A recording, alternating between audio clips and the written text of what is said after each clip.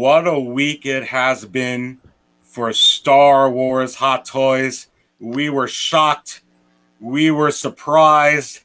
We were spilling some coffee. It is absolutely so exciting, an exciting time to be a Star Wars fan and collect Hot Toys. But the thing that really made me spill my coffee, heck, I went ahead and did a belly flop in an ice cold pool, baby. Let's just dive into it right now.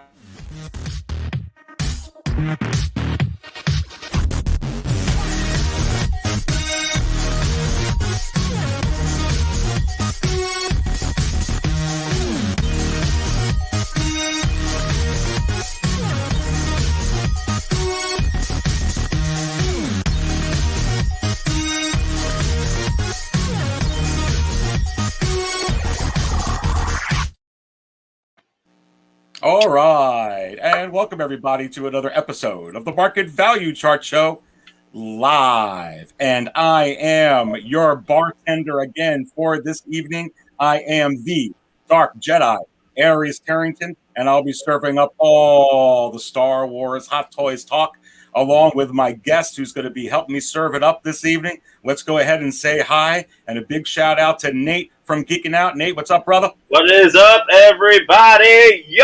Yo, it's Vehicle Central up in here. We're getting vehicles for days. Everybody's getting a freaking Grogu. Everybody's getting a freaking Blurrg. It's getting wild out here, man. And I tell you what, we also got Dante, the man who is so close to the 4K. What's going on, Dante? Hello, everyone.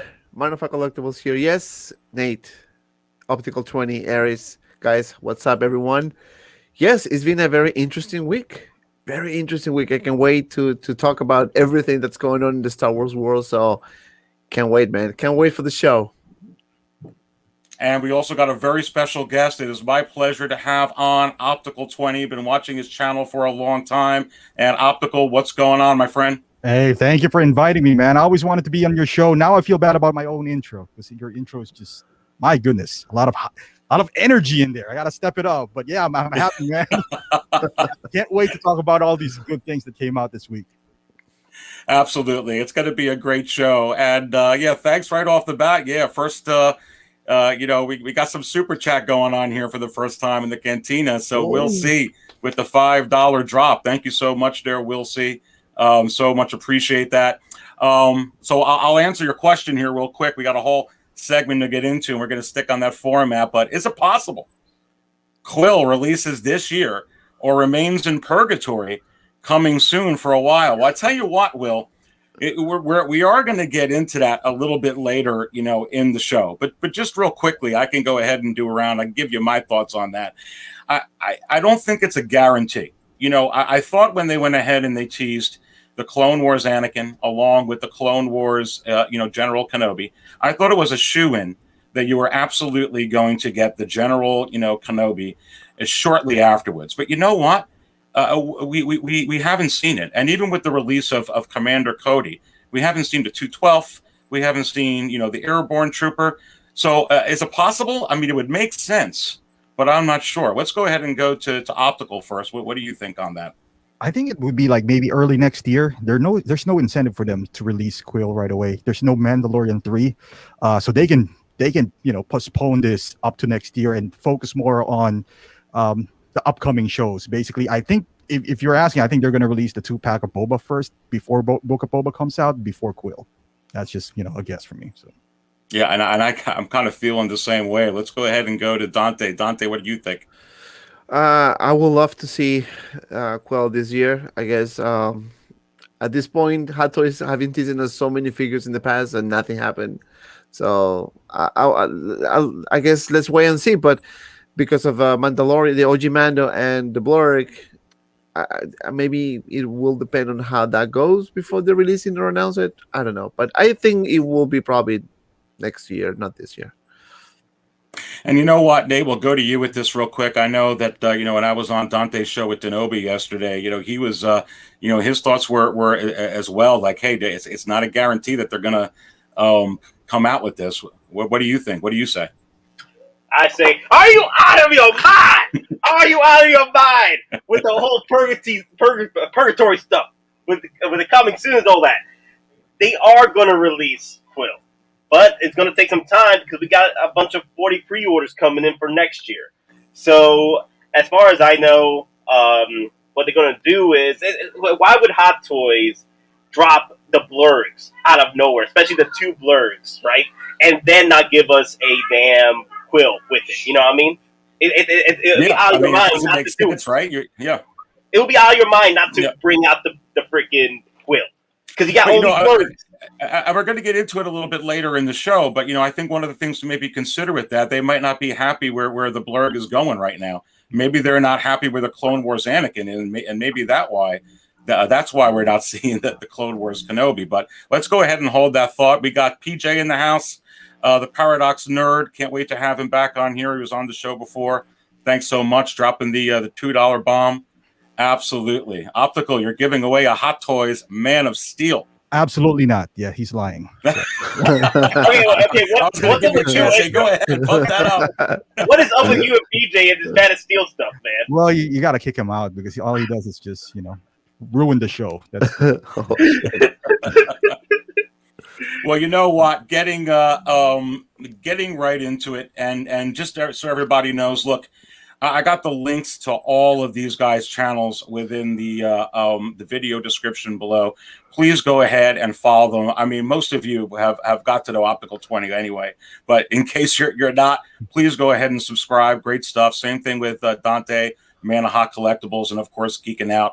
I have the links to all 3 of these guys within the video description below. But let's go ahead and let's get right to it. Look, I'm going to set the table up. I am going to go to you first on the panel, Dante, but I'm going to, set the table, for this. Are you kidding me? This particular figure here. So, setting the table for this before I go to you first, I was completely blown away when I saw this figure. It absolutely took me by such surprise, and I wasn't disappointed that it wasn't Hot Toys. I wanted a General Grievous so badly, and this is a figure, along with a few others that aren't Hot Toys, that Hot Toys doesn't have yet, Dante, that I keep an eye on if it's possible that I could get it, below the barrier I set for myself in the secondary market. And when I saw this, I was like, oh my goodness, can you believe that they released this out? And when I saw $285, because I'm usually looking for this without damage. It's like $700 to even upwards, of $1,000, for this figure. And I'm telling you what, I mean, I really think with this, pulling this up on the screen, $285 to me is an absolute fair price for a figure that, mind you, they're re-engineering. And they're also giving some new weathering and stuff on there. I absolutely can't wait to get this figure. But here's the big, I just think it's a huge win. Let's just start with that first. Go ahead, Dante. Tell me your thoughts. Well, I was surprised, as I guess as everyone was. We were expecting to see Hot Toys drop the bomb with Grievous, but I guess they didn't do it. But Sideshow said, you know what? I'm here. I'm still alive. So let's have some fun competition, and I was very surprised. And first thing I did was reaching out to Easy because I had no idea, if this is gonna be a straight reissue or is gonna be some improvement. So he was able to get some information, and so they're gonna be fixes on this one, especially the joints. That was a very known issue within this figure. As you said, a $285 plus tax plus shipping, roughly in the $315 area. I think it's a fair price. Still, I think Sideshow doesn't make up their mind yet as far as pricing. They can price something right. They can price something way too high. But for this particular figure, I'm in love with it. I really like it. I love everything that they shown in these pictures, even though probably those are the same pictures they used 8 years ago. But, the fact that the joints are improved, the weathering has been improved, some pieces have been improved, the cape, a bunch of little things that collectors were raising their voices. I think this is going to be a good figure for sure. Yeah, no, and absolutely. And you have to wonder, Optical, if they're actually going to maybe update these pictures. These are the pictures, I think, from, 2000, 12, 13, whenever it was. And, I think maybe that is possible, that they'll go ahead and do that. But, your thoughts on this from, them actually saying that they're going to re-engineer it. They're going to give it some different, paint apps and, this figure at $285. I think it's a fair price. We were talking about that in the back, and it was expensive back in 2012. It's not expensive now. And with Hot Toys, typically, well, historically, Hot Toys has been better with Sideshow when it comes to 1/6. We all know that because of the head sculpt. But this one doesn't have a head sculpt, so it's a matter of paint application. And if they improve that, I think this is a good alternative. So worst case scenario for you is you buy this and then Hot Toys announce theirs maybe in August. Then it's $285. You didn't lose a lot of money. You probably can sell this, maybe take a little loss, or just have a 2 display, put this on your, Clone Wars display and, put the Hot Toys. And now it all depends now on how much Hot Toys is going to be, because now they can't overprice. Because if they do, let's say it's $450. It's almost double than this guy. Is it going to be almost double? Because we're all expecting like an Iron Man. Because IG-11 is what, 250, and this is worth, this is more worth than IG-11. So presumably this would be at least $400. Now the casual collectors are going to be like, all right, should I, with an improved one? They don't know that it's brittle back in 2012. Maybe it's better. So I think you should still get this. I understand the hesitation. I totally do, because we're talking about Sideshow here. But with that being said, at $285, I think you should just, close your eyes and get this. Because if you don't, you might be waiting 3-4 years for Hot Toys, so. No, that's exactly right. And Nate, just right on top of that, I think we would be waiting, like Optical was saying, 3-4 years for Hot Toys, even if they would tease or announce it. Yeah, the thing is, if Hot Toys does announce, let's say we do a tease. Let's say Hot Toys does a freaking tease after, May. Like sometime around between now and December. They do a tease for a General Grievous. If they do that, we won't see it till possibly 2025, which is the 20th anniversary of Revenge of the Sith, which makes perfect sense to release it then. Enough time for them to do R&D with it, and then figure out the price, and then by then, the 285 General Grievous here will be sold out by then. But even though I'm excited for it, I do have it on pre-order as well. I use points on it. I'm not going to spend $285 on this thing, even though it is a great price. If you don't want to pick up a General Grievous from the third party market, because that thing is selling for $700, $800 for a broken one. Yeah. All right, so it makes sense that you want to pick this up, but like Optical says, just don't jump into the hype too quickly.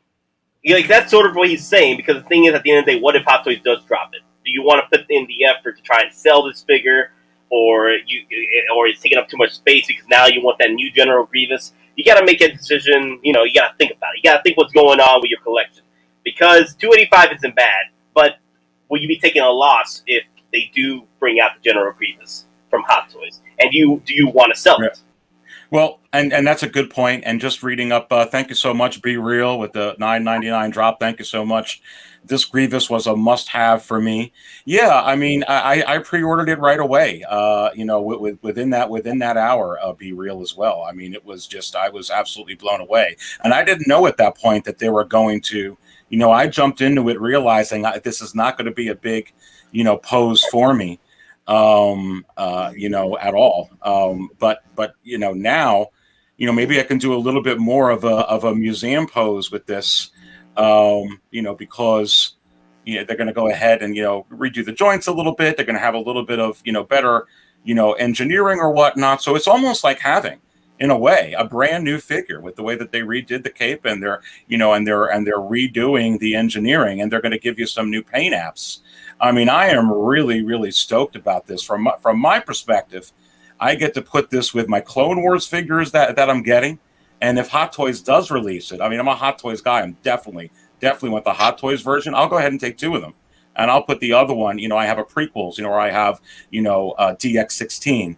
And I have Qui-Gon Jinn, and I have the Attack of the Clones Yoda, so on and so forth. So I think that'll go real good in theirs. But real quickly, before we go more into this, 113 watching so early. Thank you so much. Please smash that like button. I absolutely appreciate it. And please subscribe to the channel if you don't yet. And let's, Andreas, thank you so much, my friend, with the $4.99 bomb. Thank you so much. And he's saying, I will wait for reviews, then decide if I will most likely buy it. Yeah, you know, for me, you know, optical, I usually like to wait for, you know, final production photos on a lot of Hot Toys anyway, before I jump on it. So I absolutely believe this, understand this line of thinking. I do the same thing. But Grievous, for me, it was just, you know, a big character that I wanted. But yeah, your point, what do you think about this comment? I agree. Oh, for me, the thing with it depends on how much you like Grievous, right? Because right now you have no other option, either to buy this or wait for the Hot Toys, right?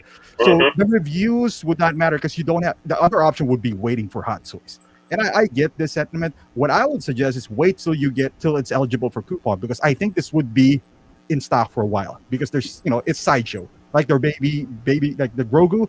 It's good. They're gonna make a gazillion of this. And honestly, with how much what Hot Toys have in their hand with Mandalorian, Book of Boba, the OT and the prequel, they're going to push that aside. And Grievous, unfortunately, I think will be a casualty of that. Why engineer something if you can release another Stormtrooper that would sell, that would make you more money? You know, so you could wait for reviews. I get that sentiment, but if you don't like it and you're going to wait for Hot Toys, like I said, it depends on how much you love the character. If you're willing to wait 3-4 years, maybe 2 years, then, you know, I get that too. Yeah. Well, and then going ahead, Dante, I'm actually going to go. Actually, no, optical. I'm going to stick with you here, and I'm going to go to the next point about this. So I'm going to bring this up. Let's go ahead and actually, I want to show everybody on the chat something here. So what I have right here is I sorted this out best-selling wise, but I have it sorted out all Hot Toys and all Sideshow figures, not statues, 1/6 scale action figures, including Sideshow and Hot Toys. And my optical, take a look at this. All the way at number 1, ahead of Ahsoka, is not a Hot Toys release from May 4th, but General Grievous. And when you go down, you see the Ahsoka Tano still from 2.5-3 weeks ago. There's Echo. Absolutely great release. We're going to talk about that. Stormtrooper Commander, where it should be. But look, Hot Toy, Hot Toy, Hot Toy, Hot Toy, Hot Toy, Hot Toy, another Hot Toys, Hot Toys. There's no other Sideshow on here. Yeah. No other Sideshow on here. It's all Hot Toys when you scroll down this list. But yet they absolutely answered the bill for what collectors we're really looking for. And before I get your take on this, I just want to set it up a little bit more, optical. One of the things that I think where Hot Toys does a tremendous job on they do so many things right. I think maybe a little bit help in their marketing department, because when you look at these characters that Jon Favreau and Dave Filoni have given us with The Mandalorian, these are characters that are widely accepted and everybody loves within the Star Wars community, whether it's Grief Karga here or Kuiil or the Mandalorian or any of these characters. And they were shoving a lot of this to us, and we keep eating that meal, optical. We keep taking it. We keep putting it in our mouth and taking more. We want more and more and more. It's like a drug. But the one thing that Filoni and the one thing that Favreau did when shoving all this new stuff with us is they actually, they gave us characters like Boba Fett. They gave us characters like from the Clone Wars and Rebels, Ahsoka. And there's Boba Fett again. They gave us characters, optical, like the Jawas, R2-D2, R5-D4s. Optical, they gave us characters like Grand Admiral Thrawn from Expanded Universe and from, other things as well, from animated series. And they gave us Luke Skywalker, because optical, I think that the foundation of Star Wars, you're only as good as your foundation. And while Favreau and Filoni are shoving all this down our throat, they're still they're throwing a little bit of love. Here's one character. Here's one thing. here's a little thing.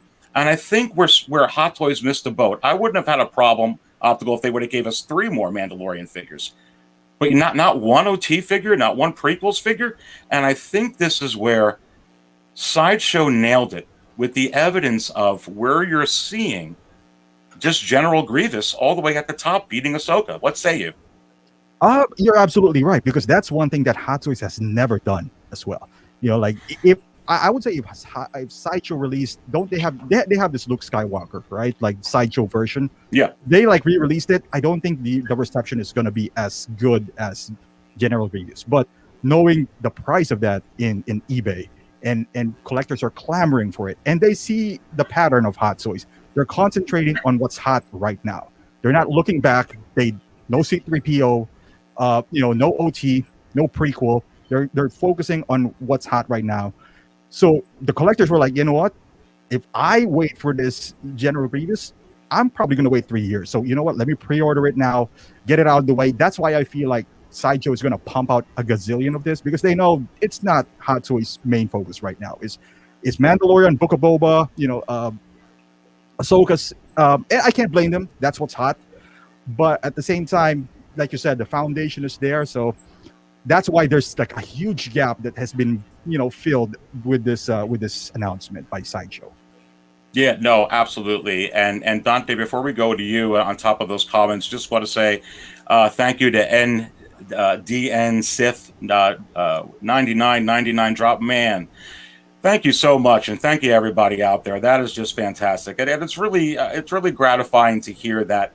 I have a lot of fun doing this, and I'm so glad that it's actually helpful to so many of you out there, that it's able to help you understand where some things are and where some things are going. But yeah, thank you so much. I really, really appreciate that. That means a whole lot. So thank you, ND and Sith. But yeah, I mean, on top of that, Dante, your thoughts on that, on what Optical said, and also just pointing out, look, Grievous is number one. He's number one. There's not even another Sideshow action figure anywhere close to the other 20 Hot Toys figures after that. But like the Filoni and Favreau thing too, you kind of take a page from them. Just throw it. Even if, Dante, they would have even if it costs so much for these molds, I get it. You already have the Clone Wars Kenobi. Bring the prototype out and sit it there. You have Bespin Luke out twice. Put it out a third time. Just do something. Yeah, I mean, and just going back to the Grievous topic, by the time Hot Toys decide to do it, if they do it sooner, I will take it as a direct competition with Sideshow. Even though Sideshow, he's been doing business with Hot Toys for a while, but I kind of start seeing a pattern here. As I said yesterday in the stream, the figures that they tease for the Clone Wars, Anakin and Obi-Wan, based on the animated series, I think it looks really nice. And I think that was the approach that Hot Toys should have done in the first place. And that's by all means my personal opinion.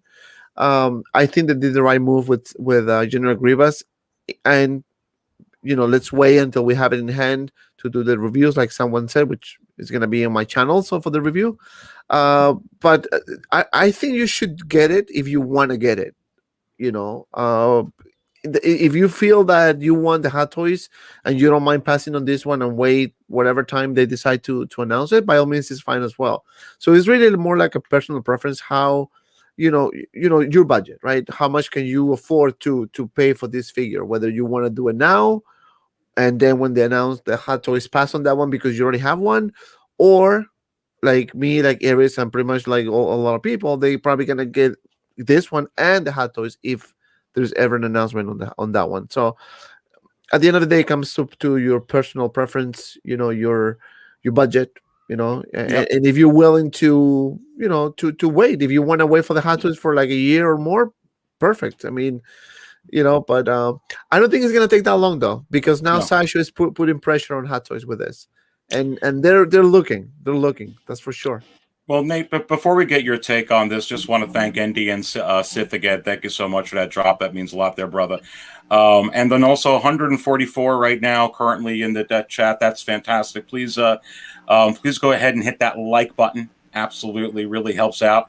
And please go ahead and subscribe to 6scalecantina.com if you haven't already.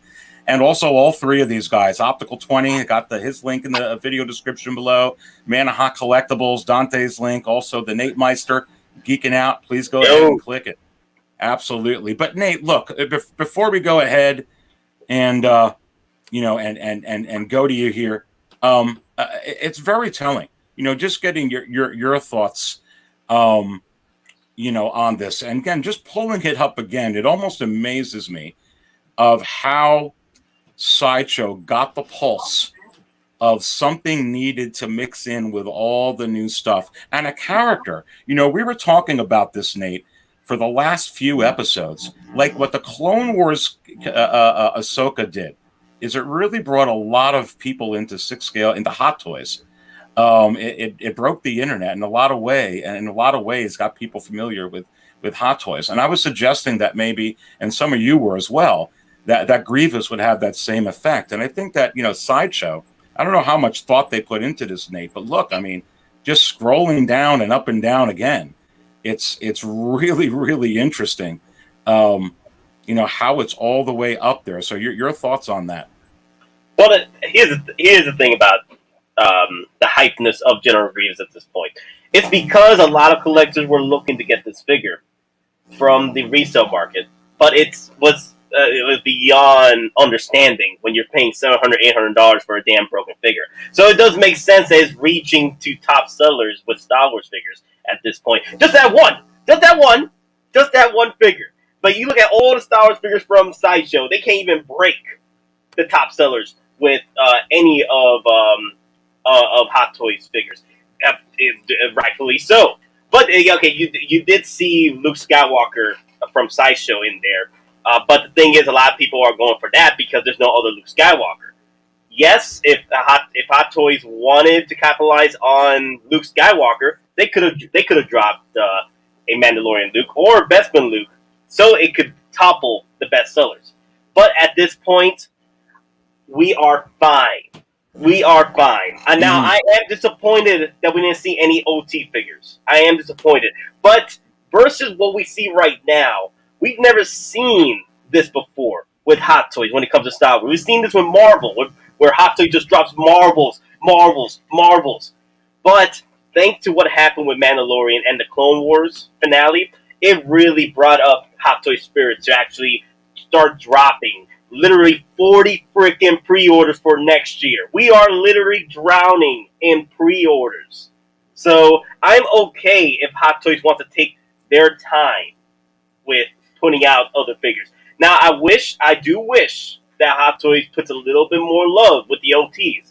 But the problem that we face here is the fact that Mandalorian and Clone Wars is what's popping right now. OT is in the back burner, unfortunately. People don't pay attention to OT. And Hot Toys can see that with the sales. Hell, it took like 3 years to sell out for the OT figures. Hell, I was just coming in, and I still was able to manage to get some OT figures that were still sitting with free shipping on Sideshow. So Hot Toys does see the market, and the market is saying more Mandalorian, more Clone Wars. And unfortunately, that's the way it is. That's just the way at this point. Well, but the thing is, and I'll have to go and go back to you and circle this around again. I think that, at the end of the day, they have to spread the joy, spread the love a little bit. It's also a thing with marketing as well.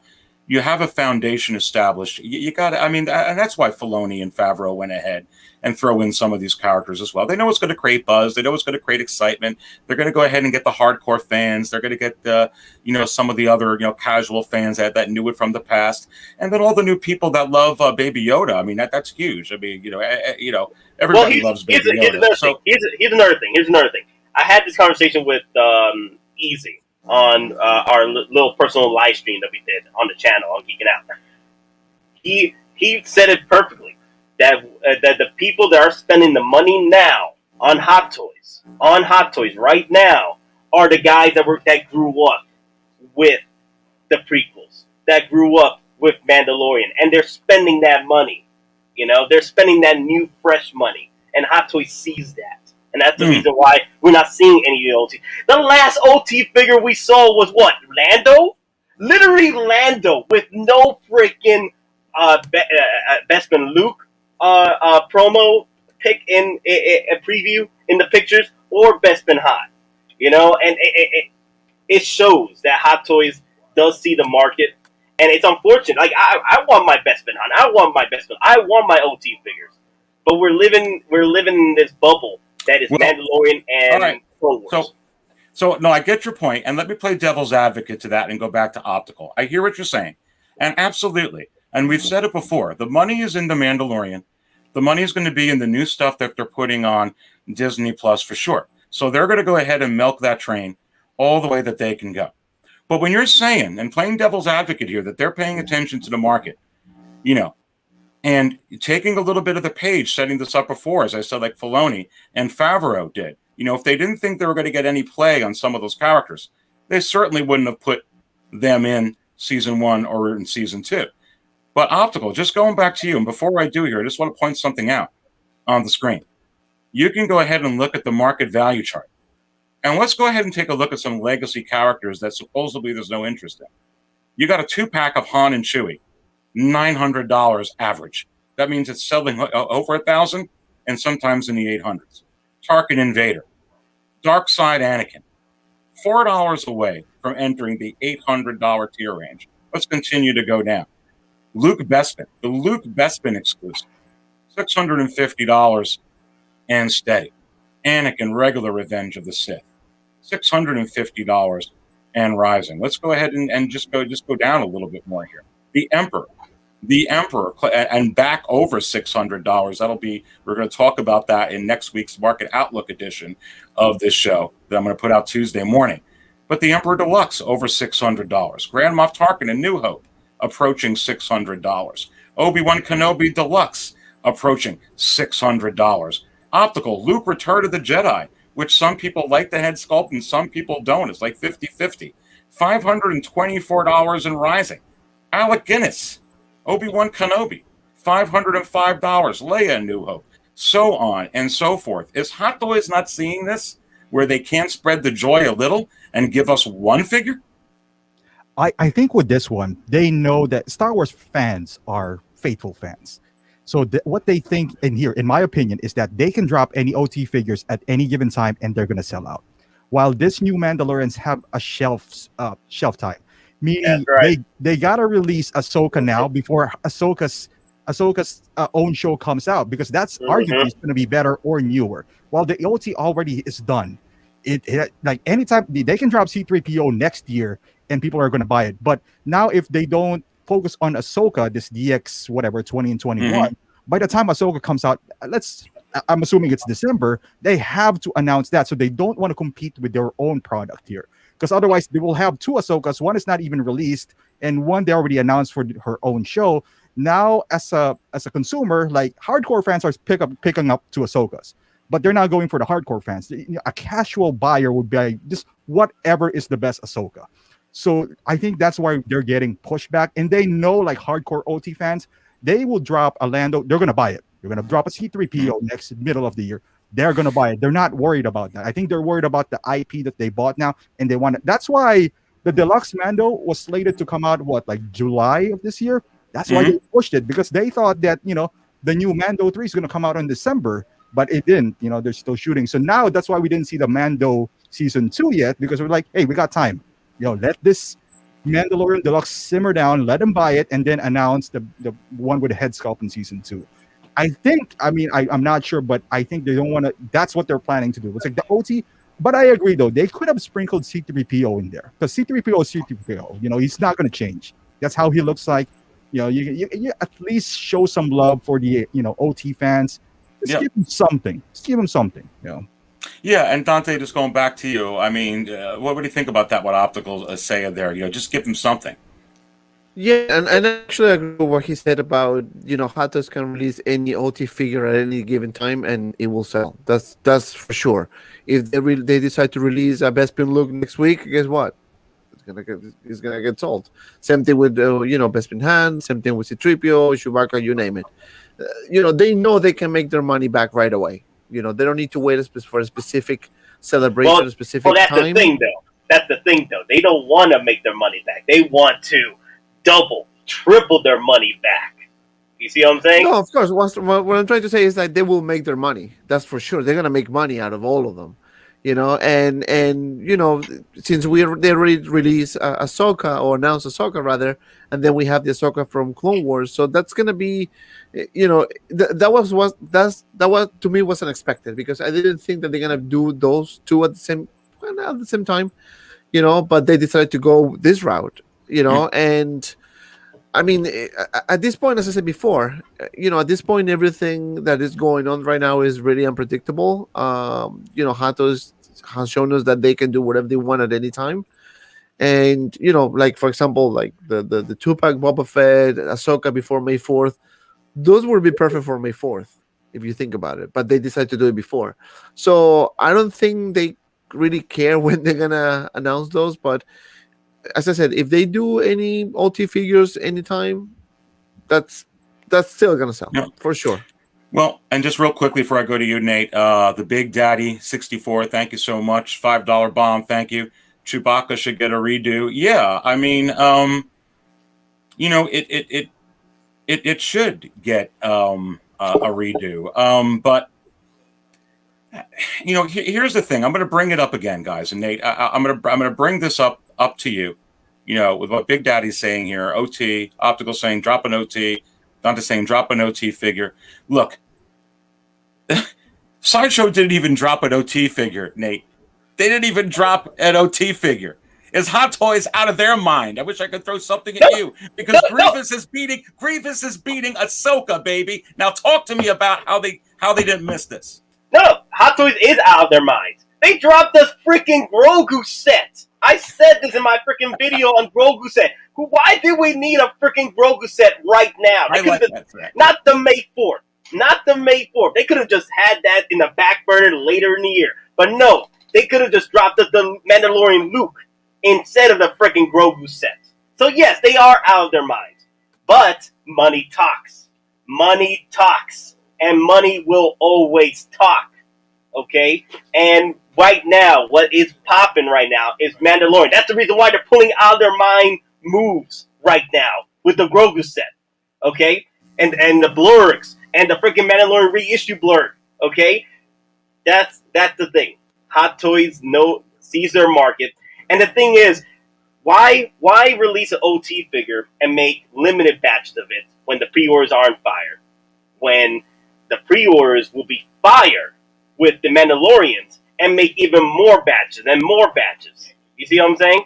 They won't be as limited. We had 20,000 pre-orders here in the States just for the deluxe Mando Beskar. 20,000. Hot Toys sold that, and they were like, bling, bling, bling. They're going to continue where the money is. They're going to continue where the hype is. Well, technically, Grogu is a 1/6 scale figure, right? Yes, you can label as an accessory because it's a tiny one, but it is a good. I think. I mean, Hot Toys know what they're doing, and they know that Grogu is a guaranteed sales, regardless of the scale. And it was about to happen. You know, like I think they decided to do it because they knew it. That Grogu was going to sell, and a lot of people are still going to get it. It's all about the money. Money talks. That's how it. MBS walks. That's what the company do. That up on the screen. Actually, we got 161 watching. Thank you so much, and thank you everyone for tuning in. I put great channel content creator on here too. Will Foxification had his comment up before, and great to have him. Love to have Will Foxification on one of these as well, so hopefully we can make that happen soon. It would be great. Thing though, I would love a Chewie 2-pack with the C-3PO from Empire Strikes Back. You'd love a Lobot. You'd love a Lobot, is what you. I don't want a Lobot. I swear to God, if we get a Lobot, you're out of your freaking mind. I'm gonna throw this tripod. Are you out of your freaking mind? Okay, are you out of your freaking mind? If we get a freaking Lobot before we get the best banana, I'm gonna be pissed. Not gonna lie, I'm gonna be hella pissed. I'm gonna go Howard. But no, I think at the end of the day, and I wanted to get into let's hold the Grogu, because we're actually going to go ahead and get to the Grogu. But let's go ahead here. There's an echo. Somebody probably has their headphones off. Am I echoing? Yeah. I don't hear echo. Well, okay. I don't hear it. I do hear it. Do you hear it, Optical? I do. I don't hear Echo. I don't hear it. Okay. Well, anyway, let's go ahead and go to this figure here. So I got a lot of questions this week with people reaching out, and we're going to go ahead. Nate, let's go to you first. We haven't gone to you first yet with one of these. And they're like, oh, Ares, this is now going to go down to where the Sith Trooper is. You're going to get this. You're going to get the OG Mando for where the Incinerator Trooper is. And so I was like, okay, listen, hold on. I said, this is, first of all, you could only get this set. You could only get this OG Mando for $555.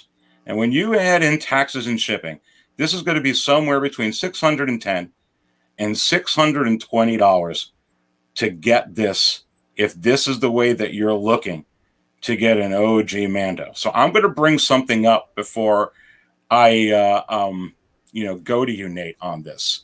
Right now, and I don't have it up on the screen, I have it on the on a past episode.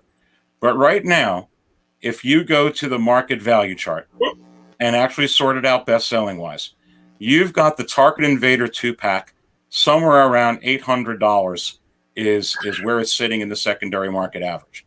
But you got Grand Moff Tarkin, who's available in that 2-pack, selling for well over $600 right now, and sometimes right now upwards of $700. And yet just for about $200 more, you can go ahead and get a Darth Vader. And mind you, it's a different Darth Vader than what you're going to go ahead and get with the original release because it has differences. So collectors are willing to spend $600, but not willing to spend the extra $150, $200, $250 to get that. Is it possible, Nate, that that's going to be the same thing with this? Is this going to become a bottom feeder? And like I was saying, I saw this figure as a $400 to $450 tier range figure. Here it is reissued. But to get this figure, Nate, you got to spend $600 and something dollars. I still see people saying, you know what? I'm not going to spend $600, $620. I'm going to get this. I'm going to get this OG Mando $375. I'm going to look for him for $400. I see that all day long. Now, for some people, they're going to go ahead that want the Blurrg because this is a tremendous set and we're going to get into it. But as far as this tanking, because I want to bring up this too before I go to you. They already straight reissued the 40th anniversary Darth Vader, the ESB Darth Vader. That's a straight reissue. You didn't have to go a 2-pack just by itself. And I'm just going to pull this up on the screen right now for everybody. You can just look at this item right here. Back from May 3rd, 43 bids, $355. And this Darth Vader, by the way, folks, is getting very, very close to the $400 tier range already. And guess what? It is a reissue. Let's go to a non-40th anniversary. Let's go to a prequels. And I'm not going to bring up all these because I know we're on the live show, so I just have a couple here. But look at Yoda, $328 back from May 3rd, 58 bids, not in a 2-pack, reissue. This is going to be the same exact thing with the OG Mandalorian, I think, Nate. And really, when you look at this right now, OG Mandalorian, how's he doing right now? You just see back from May 4th, $390, not including $23 shipping, not including taxes. And I can go ahead and pull up everything right now on this figure. And you can see right now, OG Mandalorian, $499, $399, $485.99, $375, $395, $380. Here's a current auction with 3 days and 18 hours left, already up to $305 with 7 bids, still $20 shipping. Who knows where this is going to go? Nate, is it possible that OG Mandalorian tanks, or is this still a $400 tier range figure? What say you? at the moment, I don't see this tanking as much as everyone is thinking it would, because at the end of the day, people are impatient, and they're not gonna wait to spend $500 now, or spend nearly $600. This is gonna push maybe $650 with shipping taxes, and that's literally two. You're pushing already 2 Iron Man figures with that price of $555. You gotta include taxes and shipping. That's already going at $650, $700 right there, right? So people are probably going to go more towards the OG Mandalorian from season 1 on the resale market for $400, because the figure for the 2-pack is not out yet. Now, if the figure in the 2-pack was out already, then yeah, you're probably going to see people like, you know what? If I spend $200 more, I'll get the 2-pack and get a Blurrg with it, But it's not out yet. So people will go for the $400 or rise it up a bit, as it's buying up on eBay, because it's available right now.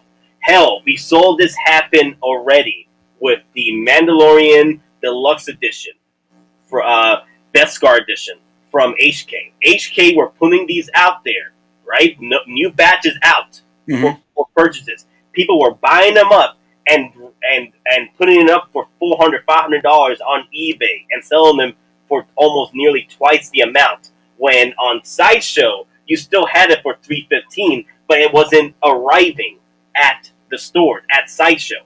So people are impatient, and the resale market does know that. So they will capitalize on it. And I feel that's going to be the same way with the Mandalorian and Blurrg, because it's not out yet. People will still spend the $400 to get it right now for the OG. So will the Blurrg and Mando sit? Most likely, yeah, because it's literally 2 freaking Iron Mans you got to spend just to get the Blurrg and Mandalorian. Yeah, no, and that's a good point too, and I agree. In Optical, let's go to you here, and you see this comment from Single Songwriter, and I know where he's going with this, and I kind of agree. I don't think they're going to make, they need an unsealed and revealed, and Don Prime brought this up. Optical, it's like I've never seen really, except one time with a Marvel figure, them do an unsealed and revealed before there was a final product released, and I think it was because they were trying to get some orders on that. And Single Songwriter saying here, the Blurrg will someday become the dewback, which now sells in a secondary market for close to $2,000. What do you think about this? For the OG Mando, the thing with OG Mando is that I understand like if they have to wait, but the thing is you don't need to have the OG Mando, because there's a deluxe Mando readily available. So if you have a gap of Mando in your collection, you can get the deluxe Mando, right? You don't need this Beskar Mando. If anything, get that Beskar Mando deluxe version, and then pre-order this Blurrg, because if you're willing to pay, if I was the consumer, right, like there's no doubt that it could still sell for 400. But if that two-back, I think we can all agree that's kind of expensive for 312. That might be vinyl that's painted really nice for 312. It's kind of overpriced, right? It doesn't really have any articulation. The hands, feet move, whatever. But if you're gonna buy the secondary Mando anyway for 400, now the Blurrg becomes 200 or 150, because even on eBay you still have to pay taxes.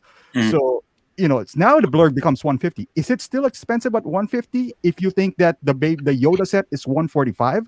So is the Blurrg now still overpriced 150? So if you look at it that way, of course there's always a person who's going to buy anything right now for 400. But right. As far as if that was my friend and he was like, I really want a Mando, you know what I'm going to recommend him? Go to Sideshow, get that deluxe Mando for 312. Pre-order that Blurrg and that Beskar Mando and wait. And while waiting for that, play around with your deluxe. Yes. The waiting that's game. A great point. That's a great point. Yeah, no, go ahead, Nate. But I was going to say first before here's the thing. It definitely, and you can go ahead and probably sell that Blurrg in the future, for some money, because I do agree. I don't think that they're going to make very many of these. Yeah. Did you want to say something, Nate, before I give it to Dante? Yes. This is what I want to say, though, is that waiting is perfection, and people don't want to wait. They will drop the money and then see themselves get hit with a Mark 47 reissue for $400. No, $350. I think it's $350 now. And literally, I saw people spend $2,000, $1,500 before that reissue happened because they didn't want to wait. And as far as the Blurrg is concerned, right? The Blurrg vehicles, it's considered a vehicle / creature. So still considered a vehicle. Vehicles always do well in the resale market. You know why? Because they dodge the vehicles because the price is too damn high. It's so out of your mind, the price. People don't get it then. But then when it starts reselling at $1,800, like, damn it, I missed the dad pool for $312. I should have got it for no. Why? So, well, and that's a good point. And then going to you, Dante, here.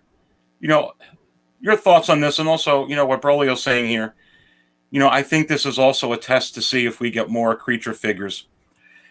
I'm not too sure that they're passing that test right now with how this is going. As a matter of fact, both of those, I mentioned it in my video this week. When you got the Nightmare Batman with the Dark Suit Superman, that was a 2-pack, steep, $500, whatever dollars that is. It was at number one for, quite a while. Just like the Boba Fett Deluxe 2-pack. That was number one for like a month. These are very, very high prices. Right. And the thing that I saw here with these figures, with this Blurrg and the Blurrg 2-pack, I didn't see it initially with that hype. And I saw even the Dark Trooper number one for a week. Is this a problem, you think? Well, first of all, I think it was a clever move by Hot Toys for sure, because they definitely pay attention on what's going on with the market with OG Mando, and they saw the figure going to close to $500, and they said, okay, let's drop a Blurrg and a Mando and just give you for $555, and we'll take it from there. I think you should not sleep on those. I think those are going to be grails. I agree with. I think a lot of people were mentioning that in the chat as well. Somebody mentioned about the Tauntaun, that it was also after it was sold out, everyone wanted to get it and paying really high price for it. Now, with the Novi, we were talking about this yesterday, that the design on Anakin's twin mentioned that as well, that the material on the couch can be different. So, you may not be able to sit your previous OG Mando on top of the Blurrg. You would need to have this Mando because it's specifically designed to sit on the Blurrg. So that will be an interesting thing to see. I really hope that that's not the case. I will get the 2-pack because I want to compare with the two Mandos and see what's the differences. Yeah, I think that the OG Mando from the 2-pack is not going to have the fat suits. Yeah, I think so too. Like that's the only way to pull that off. Take away the fat suit so you can pull off that position on the Blurrg, because it's not going to happen. The fat suit is not going to do that. Well, I still have problems with the fat suit. Well, I agree, and I think Denobi was right too, and you guys are right there. They're going to have to take out the fat suit or do something there, because he even pulled out the figure yesterday, Nate, and he was bringing up a good point. He was trying to separate the legs. It's really rigid. I don't see how it sits on this the way it is. Or maybe designed bottom down of the figure, right? Maybe the body is designed differently, so maybe you can arc the legs. I don't know. And here's the thing, Optical. He was bringing up, we're talking. Not a whole lot of collectors are going to want to necessarily mess with their figures. I know some people kit bash them, or they kind of make, but some people don't want to mess with their figures. They don't want to mess with the value. That's an interesting point. What do you think about that? Yeah, and especially this is where the reviewers comes in. Kind of like the homemade suit Spider-Man, right? There's a few improvements that even if you had one, and then you're going to be like, well, it's not as extreme as it's going to be. You're going to be like, hey, man, now even if maybe even if you have the OG Mando, because like you mentioned, not everyone wants to mess with it. Maybe the new ones will be like, hey, man, this is better because it doesn't have the fat suit. I don't want to remove it. I don't want to damage my figure. Keep it mint. So let me go ahead and get this. So I think there's a market for this, but like what you are saying, because of the price, it might sit. And if any indication is right, like on Big Bad, they have really low stocks and it's still available. And he was announced, like a few days ago. So that means people are not rushing in to get this for, I'm assuming, the price, but maybe once the reviews comes out and they see that maybe the fat suit is gone, it's more posable and all that stuff, maybe the tone would change. Yeah, no. And I'm going to start with you here too, but just want to shout out 170 people in the stream right now. Thank you so much. Please go ahead and hit that like button, everybody. Do much appreciate that. That certainly helps the videos. And thank you so much for being in here with us. And please go ahead and subscribe to the channel, smash that subscribe button. But, going right to, and you see what I pulled up on the screen too, Optical, this Blurrg, $315. And we were on a stream last night, and I'm seeing some other shows, and I kind of agree. This is like the same price as the best car Mandalorian Deluxe with the 2 Grogus and all the stuff. I mean, this looks like a fantastic figure. I think this looks great, actually. But what do you think of 315 on this? That's way too much. I feel like it's good. Like any Hot Toys release is good. Now it's a matter of price. Like, is it worth 315? So if you compare it to the Deluxe Mando, absolutely not. Now you're gonna make a prediction. Now, like, if you're buying this, can you resell it for a lot later on? Only time will tell. But historically, yes, you could. So you could kind of, I guess, play around with it. You get it, and then maybe sell it once it sells out. But I don't want to deal with that because I hate selling. So for me, 315 is a bit steep. I'd rather put that money to something else. Plus, it's going to take a lot of space, in my display cabinet. So I most likely would pass on this. But I'm happy for those, because if this sells greatly, I see them opening the doors for other creatures, and I know a lot of Star Wars fans are going to be happy with that. And another thing is, it is possible as well that maybe they will not produce a mass, batch for those. Maybe it's gonna be, a small quantity produced, just because they can see the reaction of the people. So even so, that's gonna make this figure a grail if you don't get it. I still believe that that's what's gonna happen with this one, and I think it's probably after the production, the final production pictures come out, reviews comes out, people are gonna start getting into the hype of getting it, and then once it's gone, it's gone. Yeah, Nate, what do you think of the price of this figure? $315 on the Blurrg. You're out of your damn mind with that price, Hot Toys. You are out of your damn mind. Now, I love saving money when it comes to Hot Toys. And I do spend the points I need and the coupons I need to get the price I want. But a lot of people don't have that, that liberty or fortunate enough to pull that off. Unfortunately, the price is it's what. Now, here's the thing, though. I know Denobi was getting on me about this on the live stream on Wednesday. I think it was Wednesday or Tuesday. I think it was Wednesday. Yes, we had Denobi over.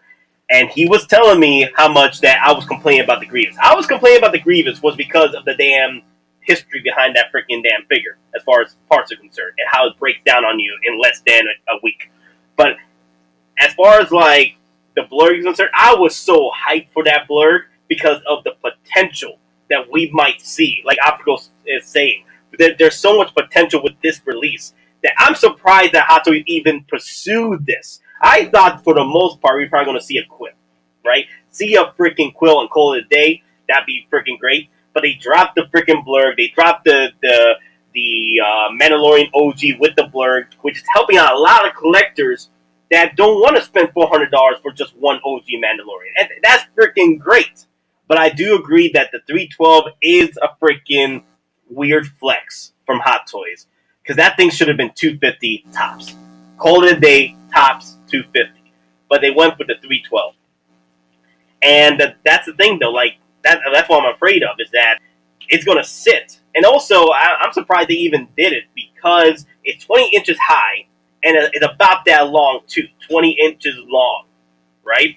So at the end of the day, like, that's a lot of freaking space you got to take up. Like, where are you going to put that in the D top? And then in HK, the living conditions, they probably won't push for that. You know what I mean?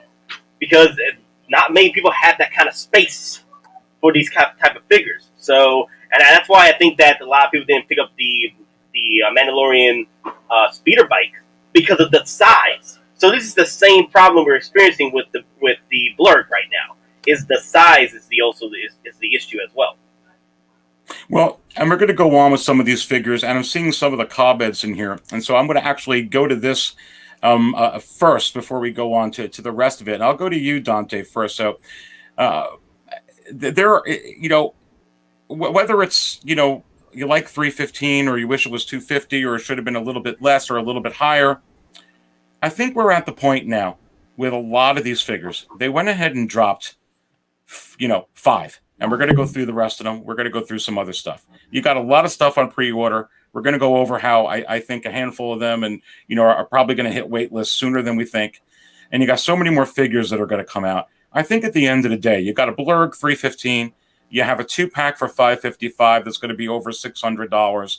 You got other 2-packs out there. You got over 30 somewhat pre-orders for Star Wars. You got so many for Marvel. You got so many for DC.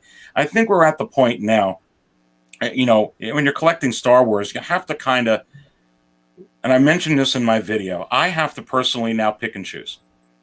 So I already have a framework that's built in that helps me collect Star Wars and keep away from other figures. Even though I like them, I'm just not there yet. If I get more money, I can go ahead and try and get into that line, but I'm trying to grow one thing at a time. But now with all of this, like I wanted to collect every Mando figure. It's getting at the point now with me where I might not be able to. What means the most to me? So I think this is a good thing to get into here with this real quickly. What do you think about that? With all these drops that are going to happen, because not everybody's going to be able to get every single one. Right, and I agree with what you just said. Right, when you pre-order figures, when you buy figures, you need to buy whatever makes sense to you and your wallet, not just pre-ordering because everyone is in the hype. You said something yesterday, the Novi. Actually, here is the Novi that you mentioned yesterday. Is your tagline that don't fall for the hype? What was that again? I just forgot. Don't fall for the hype, but follow the hype. Right. So that's the purpose of all this, right? At the end of the day, it doesn't really matter what we say. It's up to you to buy, pre-order the figures. If you can get the discount codes to make it more affordable, by all means, you should do it and collect those. I started doing those because Easy was sending me messages as well. So it is a good thing to have for sure, right? And if you are a frequent buyer, you're gonna have points, and I know their expires are a certain amount of time, so make sure you use them wisely. That being said, I think this, I think, yes, this figure needs more space for sure. You cannot fit it on the detail unless you take one shelf.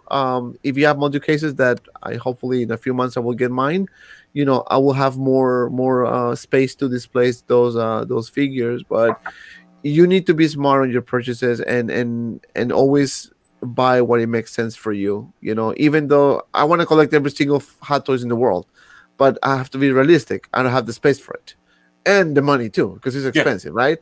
So but I'm gonna get it. I'm gonna review it. I'm gonna show it to you guys. I'm gonna keep those because I'm a huge OG Mandalorian fan. So I'm trying to build my line. So those are the ones I personally want to keep. So yeah, it will be fun to see. But yeah, whatever you buy, make sure that you can afford it. You plan ahead. You have your points ready, and then whatever makes sense to you. Well, and before we go ahead and go to Optical on this going forward, that 166 in the chat, thank you all so much. Please go ahead and hit that like button if you haven't already. That really helps out. So please go ahead and take the time to smash that like button. And Optical, just your take on this. That there does seem to be a lot. We're just talking about the Blurrg, and I agree. I think it is kind of that's a little high. $315, as awesome as it is, but we're at a point where we're going to have to pick and choose now. Oh yeah, absolutely. I've done that like a while back. You got to remember, I started Hot Toys when Two-Face was $95. So and this is me reviewing figures as well, which that's why I don't review as often, because the reality would hit you, and it's not beneficial for me to pick and choose. However, the reality is you have to, especially if you're not doing YouTube. And we talked about it earlier, Star Wars, if you're a Star Wars collector, you're in the Avengers phase, meaning there's going to be Age of Ultron, a Civil War, there's going to be a lot. So now you got to be smart and pick and choose your battles. Like if you're not satisfied with, for example, I'm just going to give Ahsoka as an example. If you're not super satisfied with the head sculpt, don't buy it, because guess what? There's going to be another one. So you just gotta strategically you gotta figure out like this Mando. Are you gonna buy every single Mando? You could if you really like Mando. There's nothing bad about that. Buy OG Mando, season 2 Mando, this Beskar Mando. I mean, buy all of them if you could. But if you're thinking about it, do you want the one with the head sculpt? Then could you wait for season 2? If not, buy the deluxe now. Can you hold off for the next 8 months or so? Mm-hmm. If you could, maybe the non-best cars for you, because how many times are they going to re-release it? So it's like like you said, it's don't treat this as a 401k. I watched your video last night, Aries. Don't treat it as a 401k, but treat it like as an investment. If you're investing on something, you're always anticipating the next move, right? Like if you're investing on Netflix, are they going to take off? Back in '96, they're $3 per share. So now you're anticipating, are they going to release another Mando? Yes, they are. So now, if you buy this, and everything that you buy has a shelf time, now you gotta sell them. If you're kind of like that, that's why it took me longer, because I know when the next Avengers movie is gonna come out. If you want to improve your figures, you gotta sell them before they announce it, and you gotta be willing to take the hit. Either it's a hit, or you gotta take the fact that, let's say you missed out on Heavy Mando, that you missed out on it. You gotta be at peace with that. Once you do, you'll be fine collecting, and you'll be like, hey, you know what? I didn't get that Blurrg. It's like $800 right now, but it's okay. Once you have that mindset, you're gonna be fine. Yeah, absolutely. And I want to give a shout out here to one of the 6 scale scavengers. Brian is in the house, so thank you so much for coming on here. If you guys don't know the Scavengers, I've been a guest on their show. One of my favorite shows. Go ahead and subscribe to the 6 scale scavengers. What a great channel they are. And we're going to be doing something with the 6 scale scavengers. For Brian, Chris, and TC, we got something coming up. I'm going to do a special live show on July 5th. We'll be talking about that really soon with the scavengers. And I was on their show going a little bit back, and we're going to go ahead and do a part 2 a little bit. So we're really looking forward to that. But Nate, going on to you from what Optical said there, we got 100, before we go there, 175 in the chat. Thank you all so much. Hit that like button. Please subscribe. Nate, it's what do you think about this? I mean, there's a lot. Here's the thing, though. Like, where were y'all when the Avengers and the Marvel was pulling this stuff? Like, we were getting Infinity War, we were getting Endgame, we were getting this and that. I'm here like, okay, we had our good time where we were just limited to Star Wars releases. It was a good time. We took our time with it. We paid them off. It was possible to pick up most, if not all, those Star Wars figures over time because they sat around for a minute and they, not many releases because Star Wars wasn't hype. But on the other side of the block, Marvel was pulling all the stops with these figures. Like literally, we had you could pick up multiple freaking Black Widows from Infinity War, from Avengers Endgame. You have to pick and choose. The thing is, Star Wars is becoming the next Marvel with Hot Toys, and we see it with the 40 pre-orders. So now, if you're a Marvel, I'm a Marvel collector and a Star Wars collector. Okay, so yes, I'm experiencing it at this point, but I might get them all. We'll see what happens. But the thing is, like, it's your money. It's your money. It's your collection. You do as you see fit. Like, I don't care what you get. Like, if you like it, you get it. And if you don't like, if you end up not liking it, you resell. You resell it in the market again. The thing is, like, where it's become to the point where Hot Toys, Star Wars is becoming like Marvel, especially with this Mandalorian and Clone Wars, right? And we know, and you gotta start picking and choosing now, since the pot is not limited anymore. Now it's a whole freaking ocean of damn Star Wars figures. We got literally 40 pre-orders next year, and they're dropping fast. And that's not including, the Marvel stuff and the DC stuff that's coming out for next year. At the end of the day, you gotta prioritize what you're collecting. If you're gonna have to, in order to collect all the Star Wars, you might have to just stop collecting Marvel to begin with. There's sacrifices that gotta be made. Unless you're pulling that kind of dough, you just get everything and you're fine. But and just one extra point I want to make. Remember February and March and parts of April that was kind of slow with Hot Toys figures coming out. So all those slow times are gonna catch up at one point.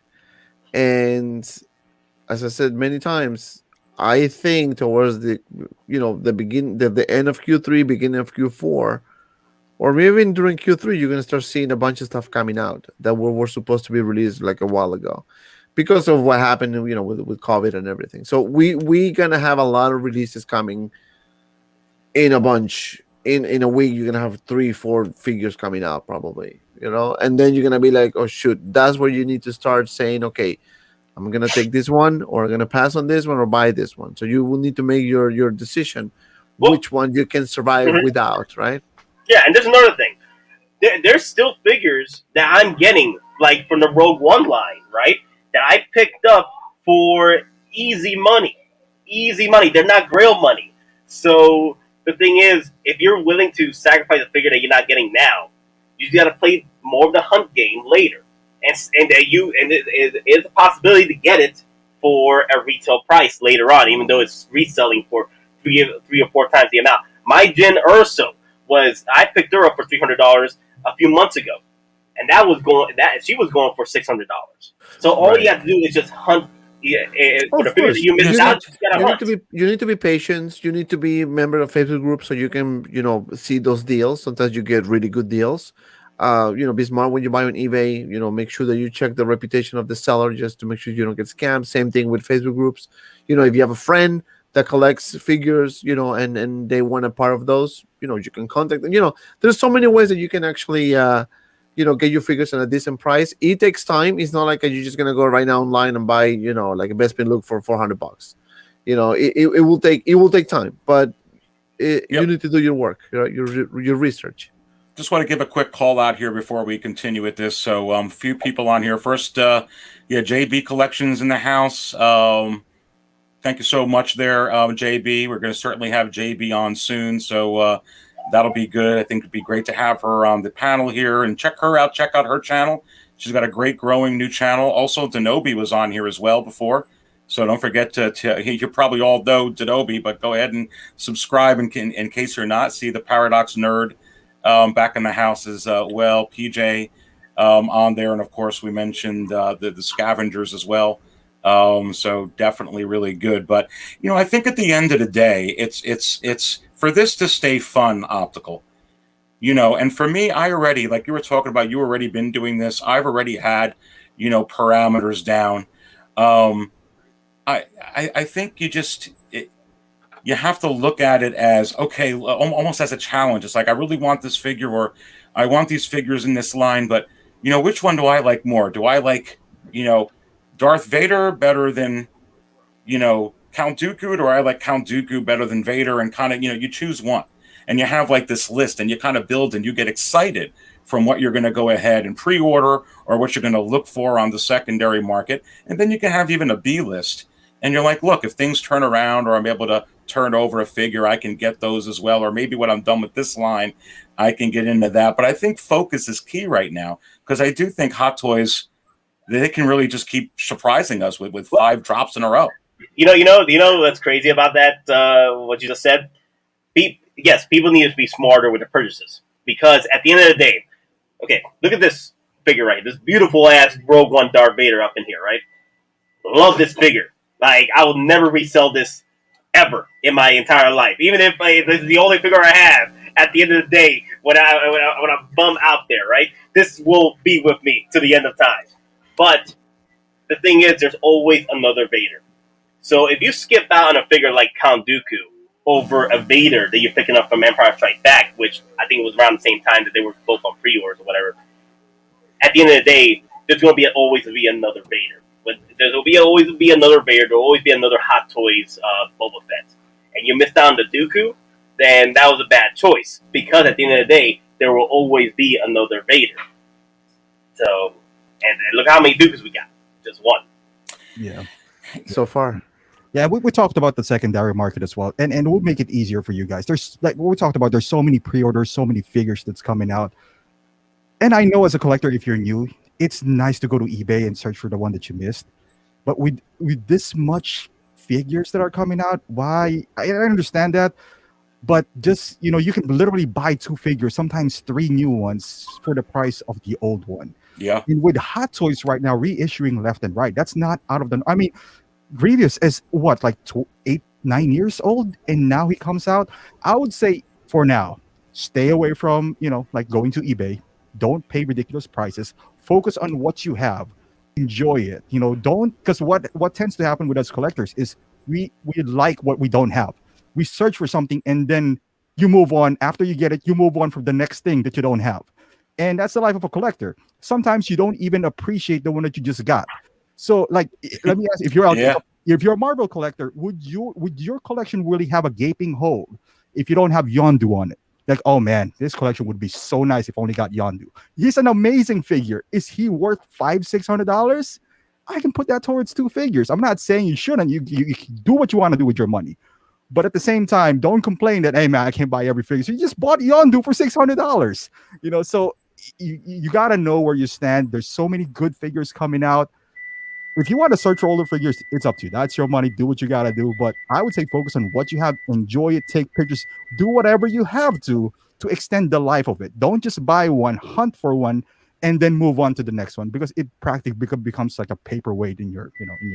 Yeah, and on top of that, optical. I mean, if you make that argument, like, oh, the Yondu is going to make that much of a difference, you can do that with any character. You can go ahead and take that argument in your own heart and start, putting that forth, with any figure. So I think that's sound advice, and I want to stick with you on this because I want to, go to another point here with Star Wars. And I think on top of that, look, when you're new in a community, is it okay to go ahead and, people ask, to spend secondary market prices? I mean, the point is sure, it's okay. It's your money.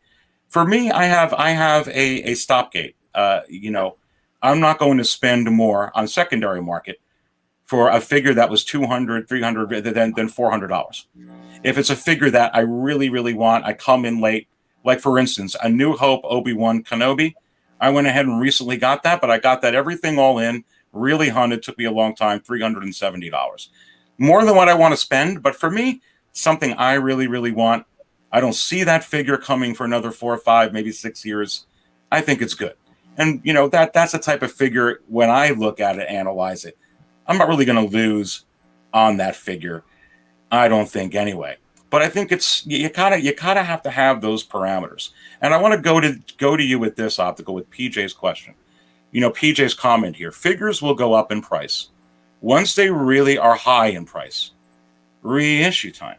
And I agree with that. But you have to wonder, what is going on with this, optical? Because I want to bring this up and set this up before I give it to you here. This figure, to me, looks amazing. And I've mentioned this in I don't know how many episodes. I don't have the Revenge of the Sith regular Anakin. I got the dark side Anakin, but I don't have the regular one. But it's way, way out of range now. Like, I would never be able to find regular Anakin for, like, where I found Obi-Wan for $370 all in, shipping, taxes, fees. No way.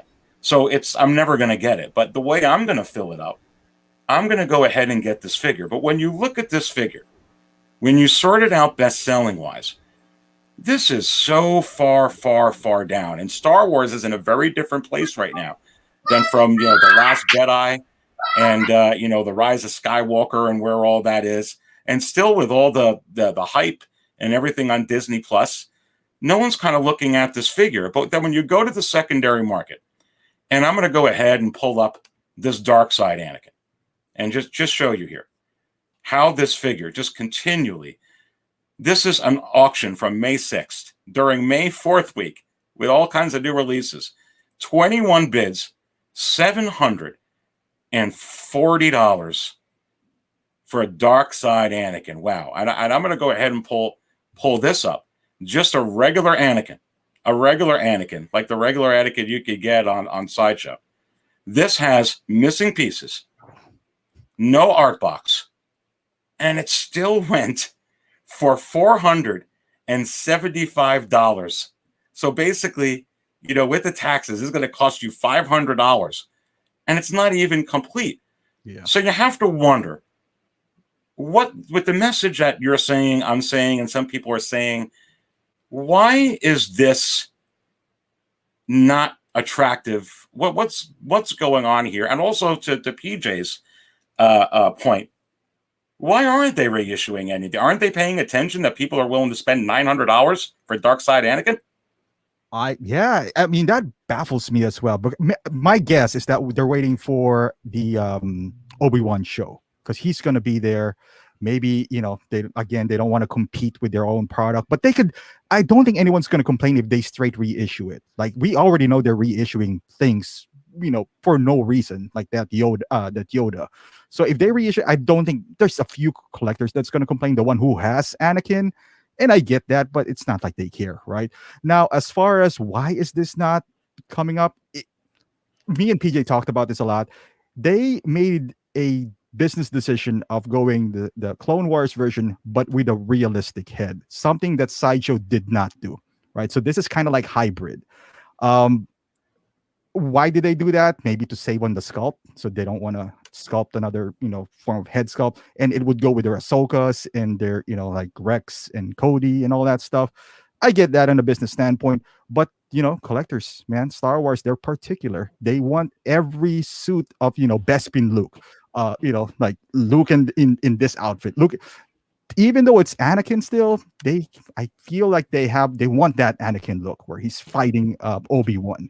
Maybe that's why the market on eBay is still super high, is because yes, there's another Anakin widely available out there, but it doesn't kind of scratch the itch. It's like they're thinking on their heads, no, I got an Obi-Wan. It just doesn't look right. And I guess that's one of the reasons why it just doesn't fill the void. Kind of, compared to the General Grievous that we got, it doesn't. Yeah, Nate, your take. Here's the thing. I think one of the reasons why it doesn't fill the void for a lot of collectors is because it's that niche environment where the Clone Wars series is not favored with a lot of collectors because it's a series, right? It's a series based off a beloved character, versus the live action character that people want to purchase from the live action film. Okay, a lot of people, like I know a lot of collectors that actually watch the original trilogy and the prequel trilogy, and they don't give a damn about the Clone Wars series, right? They don't even they didn't even know who Ahsoka was until Mandalorian Ahsoka popped up.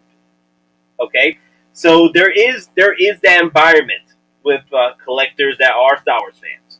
Now there are Star Wars fans that do enjoy the Clone Wars series. I love the Clone Wars series. I love the Bad Batch, but at the end of the day, like, collectors will go for the authentic figure from the live action series or the live action film. But here's another thing about what's going on as well, is that the Grail status of Anakin Skywalker, Darth Side Anakin Skywalker, both those figures, right? Anakin Skywalker is going for $500, Darth Side Anakin is going for $700, $800, right? Those two figures, right? They were sitting forever. When I started collecting, they were sitting forever. I had time to choose either Dark Side Anakin or Anakin when I was first collecting, right? And that was like 2 years ago, and that's how slow it was. So it also, in a way, doesn't surprise me how the Clone Wars Anakin is still sitting. How much is that? So low. But how much is that out of sight, out of mind for collectors? How much is that new collectors coming in that missed out, and how much is that it's high, I want it?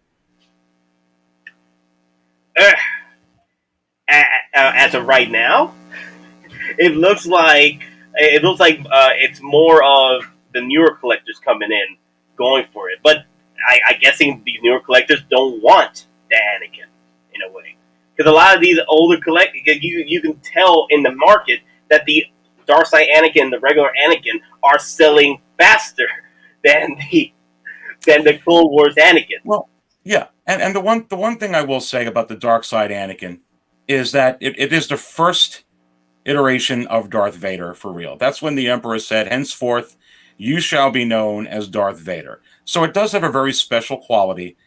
in that regard. In fact, that's Darth Vader. Oh, he was Darth Vader before the suit. That's awesome. Some people don't know that. They want that figure. But I'm almost moving away from that argument because now you're seeing the regular Anakin from Revenge of the Sith, Dante, and you're seeing this thing now approach the $700 tier range. And like I was just talking about with these guys and showing optical, you've got the you've got the Clone Wars Anakin that's up on pre-order, and I know for me, this is how I'm going to fill the void, but you kind of almost scratch your head. I mean, I understand some figures at some prices and some 2-packs, like the Tarkin Invader, like the Han Solo and Chewbacca. But wow, these are approaching those 2-pack ranges, Dante. Yeah, and I think, I mean, me included. I mean, I haven't seen the whole, Clone Wars show, but I mean, I know the characters and all that. I think the problem with this, is that they did a hybrid model. They should have done like the same way as Sideshow is doing it. And that's why, honestly, when I saw those prototypes coming out, the Sideshow show for Obi-Wan and Anakin, I said, wow, this is the way they should have done in the first place from the beginning. Even the Ahsoka one, the first Ahsoka from Clone Wars. I mean, if you miss on the Anakin from the episode 3, by all means, you should get this one if you want to get the Hascope and maybe do some modifications. I really don't see, me personally, I really don't see. I mean, I'm gonna get this to review and show it to you guys and all that, do the comparisons and all that. But I don't know. It's just I'm gonna be okay if I don't have this in my collection for sure. Maybe other people won't. Now, here's the thing, though. Here's the thing I wanted to say. I think a lot of collectors are also skipping out on that one because they're waiting for the reissue for Darth Anakin. Yeah. Oh, that's going to happen. Yeah, it's going to happen. But the thing is, why the question that was put out in the beginning of this conversation, why they haven't put it out yet? I think the reason why, like Optical said, that they're waiting for the Obi-Wan show. Because Hot Toys needs a reason to put out a Sideshow exclusive Darth Anakin. Kind of like what happened with the Nightmare Batman reissue. The Nightmare Batman 2-pack reissue, Nightmare Batman did reappear in the Snyder Cut movie. Right. Yes. So that was their opportunity to bring that back as a 2-pack. And I think that's what's going to happen with Darth Anakin. Right. That was a good one. But again, I think that if they would have done this Anakin as the one that's shown in Clone Wars, like more animated look like, it will be much better than now. Because, yeah, to your point, people are thinking, yeah, we're going to have Obi-Wan coming and we're going to see Anakin there. He's going to be there, Darth Vader. So we're going to see a reissue of Darth Vader. We're going to see a reissue of Anakin. We're going to see a reissue of Obi-Wan. And God knows who else. Maybe another character we've never seen before. Or maybe that we've seen before. There's going to be a reissue as well. But I think Hatos just missed the opportunity when they did this type of Clone Wars line with this particular looks. My own personal, Well, Dante, let me stick with you, and let me play devil's advocate here a little bit. So I do think they're going to come out with some form of a dark side Anakin. But the reason that I put this up on the screen is they went ahead and reissued the OG Mandalorian here, but they issued it in a 2-pack for going to cost you $620 to get this. You're just talking about the Nightmare Batman, so it's going to cost you that much to get him.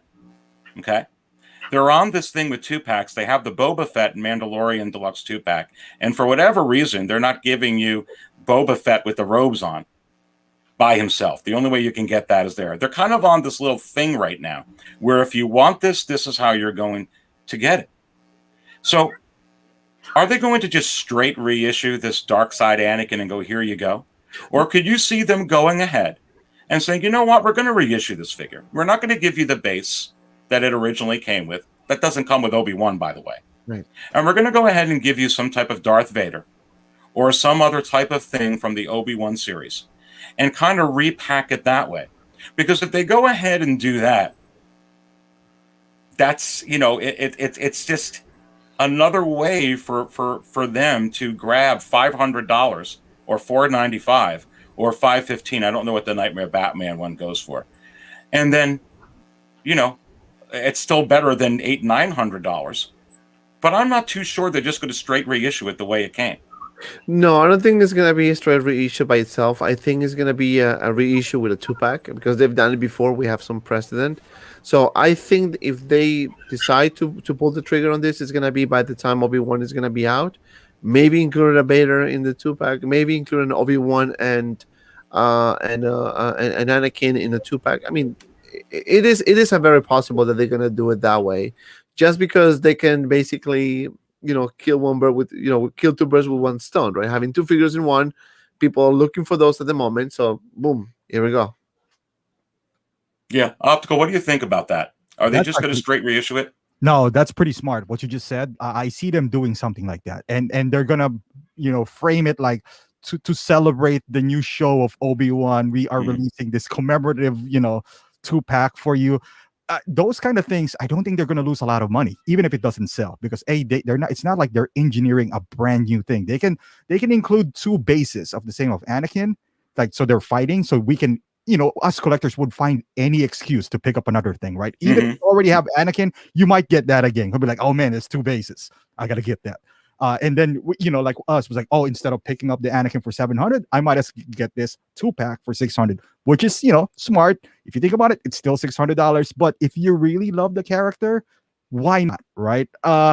Which is smart. The one that you just suggested, and that's one way of going around, I guess, the stigma of, oh, here comes Hot Toys again, releasing a 2-pack.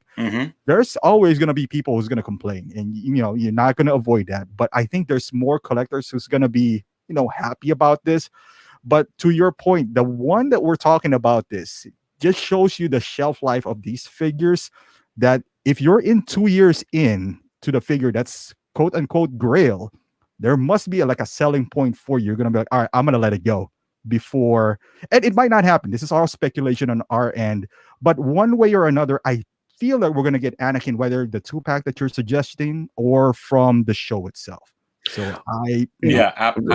And not only that, I mean, remember, they can have some type of flashbacks as well. So maybe they can include an Anakin with a, I don't know, with a younger version of himself, right? Or I mean, they can do anything they want. Or maybe Obi-Wan with Anakin, or vice versa, or whatever. But yeah, they have so many options, and yes, I think those are going to be reissued at one point. And I guess let's wait for the show. Well, Nate, what do you think? Here's another thing. Oh yeah, what was your question before I continue? You just saying what I think? Yeah. Okay. So another thing I do want to say is, don't get too discouraged with the bottom feeding feel for the Anakins from the Clone Wars line right now, because at the end of the day, the Anakins, original Anakins, were bottom feeders, and it took a minute. It took about maybe 4 to 6 months after they sold out, when the resale market just saw this opportunity to rise up the prices on this Anakin because of the hype. The Clone Wars Anakin might pull the same resale, because it's such a limited figure right now as far as pre-orders concerned. Yeah, they might not go up, and then if you sit on it, and then out of nowhere the resale market decides that, hey, this is the new chosen one, rise up the prices, because it might end up being one of the most beautiful Anakins in review when it first comes out, and everyone's like, oh my god, I need it. And then the prices just start rising up again on that freaking Anakin. It sells out. The thing is, you always got to pay attention to figures that aren't doing well pre-order wise, because some of those figures, spending up, especially the characters, they might hit that resale market pretty high. Yeah, and we're going to get into that real quickly here, because I think every time when you're seeing them like that and they're tracking really low, even when the pre-orders start coming up with the final production photos, it's almost a little bit too late. There's only so many that they're going to go ahead and run off, and that's it. But you would have think that they would have learned from this. But I do absolutely think that they're on this trend with these 2-packs, and it can be a way for them to capitalize on reissuing these figures. And especially with some of the high ones, like the Dark Side Anakin, and maybe ask for a $500 price, or maybe even a little bit more for something like that. And it's certainly going to be less expensive than what you're buying on the market. Furthermore, for 2 figures, if you don't have the cost, Dante, of extra packaging, extra corrugate, extra plastic, extra materials, so on and so forth, that's a huge win for them profit-wise. Yeah, right. And the convenience of having a 2-pack also, you don't have to worry about what you just said, right? They just put all those together into one packaging and just call it for the day. But yeah, I think somebody said on the chat as well that Hot Toys is paying attention closely to the market, and I think PJ said about Mark 47 when it was $1,000, it was reissued. They definitely paying close attention. So, now with that being said, do you think now maybe kind of shifting topics just a little bit, but when you show your chart, your market value chart on your website, that the Han Solo and Chewbacca from A New Hope is in the $900 range, do you think they might find a way to reissue those, because those will be technically an easy thing to do, right? I think that here's the thing, and that's a good question, and I'll bring this to Nate, and then we'll circle down. With the Chewbacca, and Star Wars is in an interesting place right now, because it's not very popular in Hong Kong, those OT figures, perhaps, or the sequels or whatnot. But the Mandalorian, I heard anyway, is starting to become popular over there, like Marvel. I don't know exactly how popular, but that's what I'm hearing anyway. I don't know how true that is, but that does make sense to me from what I'm hearing. The show is very successful, but it's in a weird spot right now where you've got the Mandalorian so hot, and then you've got the Book of Boba Fett coming out, and then you've got the Obi-Wan series coming out, and Hot Toys knows, and they're in Hong Kong, and they're hearing the buzz over there from their immediate people what to go make. So with already a head sculpt with the A New Hope Han Solo that was, somewhat, it's half and half. I happen to like it. Some people don't like it. I don't actually see them with that figure, and that figure's entered the $600 tier range. That figure right now, the A New Hope figures are skyrocketing. That one is, and I think people are getting a little bit skittish that they're not that Harrison Ford, that they're having trouble going ahead and getting that figure. And I think it's just that's the only way that they can get one right now. But Nate, I don't know. Even though that figure is fetching high, and A New Hope Ben is fetching high, and A New Hope Leia is fetching high, I don't know if that's the priority right now for them, if they're going to spend production time and scheduling with everything they got coming out. What do you think? It's not a priority. I'm sorry, it's not a priority, because as of right now, Mandalorian 3 is pushed back.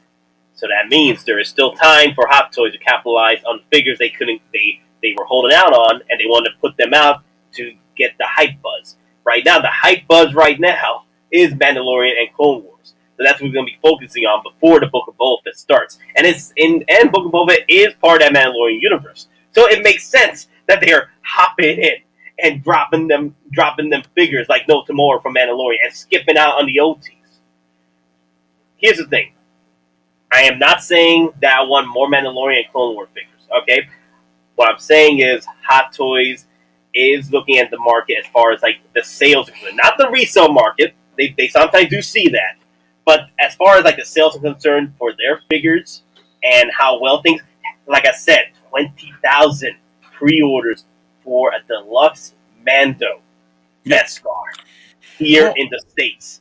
Now Hot Toys, not now, they're already doing it. They're showing us where their arrow is. And the arrow is facing towards Mandalorian and Clone Wars. Because we barely saw any OCs. Yeah, go ahead. So a quick question for everyone. How many batches or how many, I guess, orders, if everyone knows, the OG Mando had at the beginning when the figure was released? It was a figure that most people, I think, that were, I don't know what the batch number is on. I don't know if you know optical, but I think it was a figure that it seemed like everyone was looking more towards the Beskar one. It was definitely higher. pre-order wise. Oh, JB Collections. No, I am not buzzed today, even though I'm acting like I'm buzzed. But no, that's just me. This is just me. It's normal. But I will have the McCarty cut video set up pretty soon, so everyone want to see how buzzed I was for the reveals. It's wild. But Optical, going to you. If Hot Toys cares, this is what Tatooine Geek is saying. If Hot Toys cares about the market, they would release a C-3PO because they would be killing it. I think it's a valid point because if I went further down that list, you do have the C-3PO, which is actually high up there. And I don't know how many times Sideshow has reissued that. I think they just keep making it. So, I mean, there's definitely people there. There's a market for it. You look at Grievous, and Grievous is not even an original trilogy figure and not necessarily a main character, but a legacy character, and that's killing it. And you're wondering, are they just going to reissue figures because it hits, such a high price? Because I'm not too sure. Are they getting, just there from around them culturally as to what's hot with Star Wars and not feeling the buzz? Because if they did issue a C-3PO, if they did put out another Han Solo from A New Hope, I think it would kill it. But I'm not too sure that they're going to right now. Yeah, you know what? Like it would kill it for us. Like the one who missed. I didn't actually miss out on the the Chewie and Han 2-pack. I bought that. Honestly, if you release it now without any modifications, it would look kind of dated for me. Like the Chewie was not. He was kind of dark.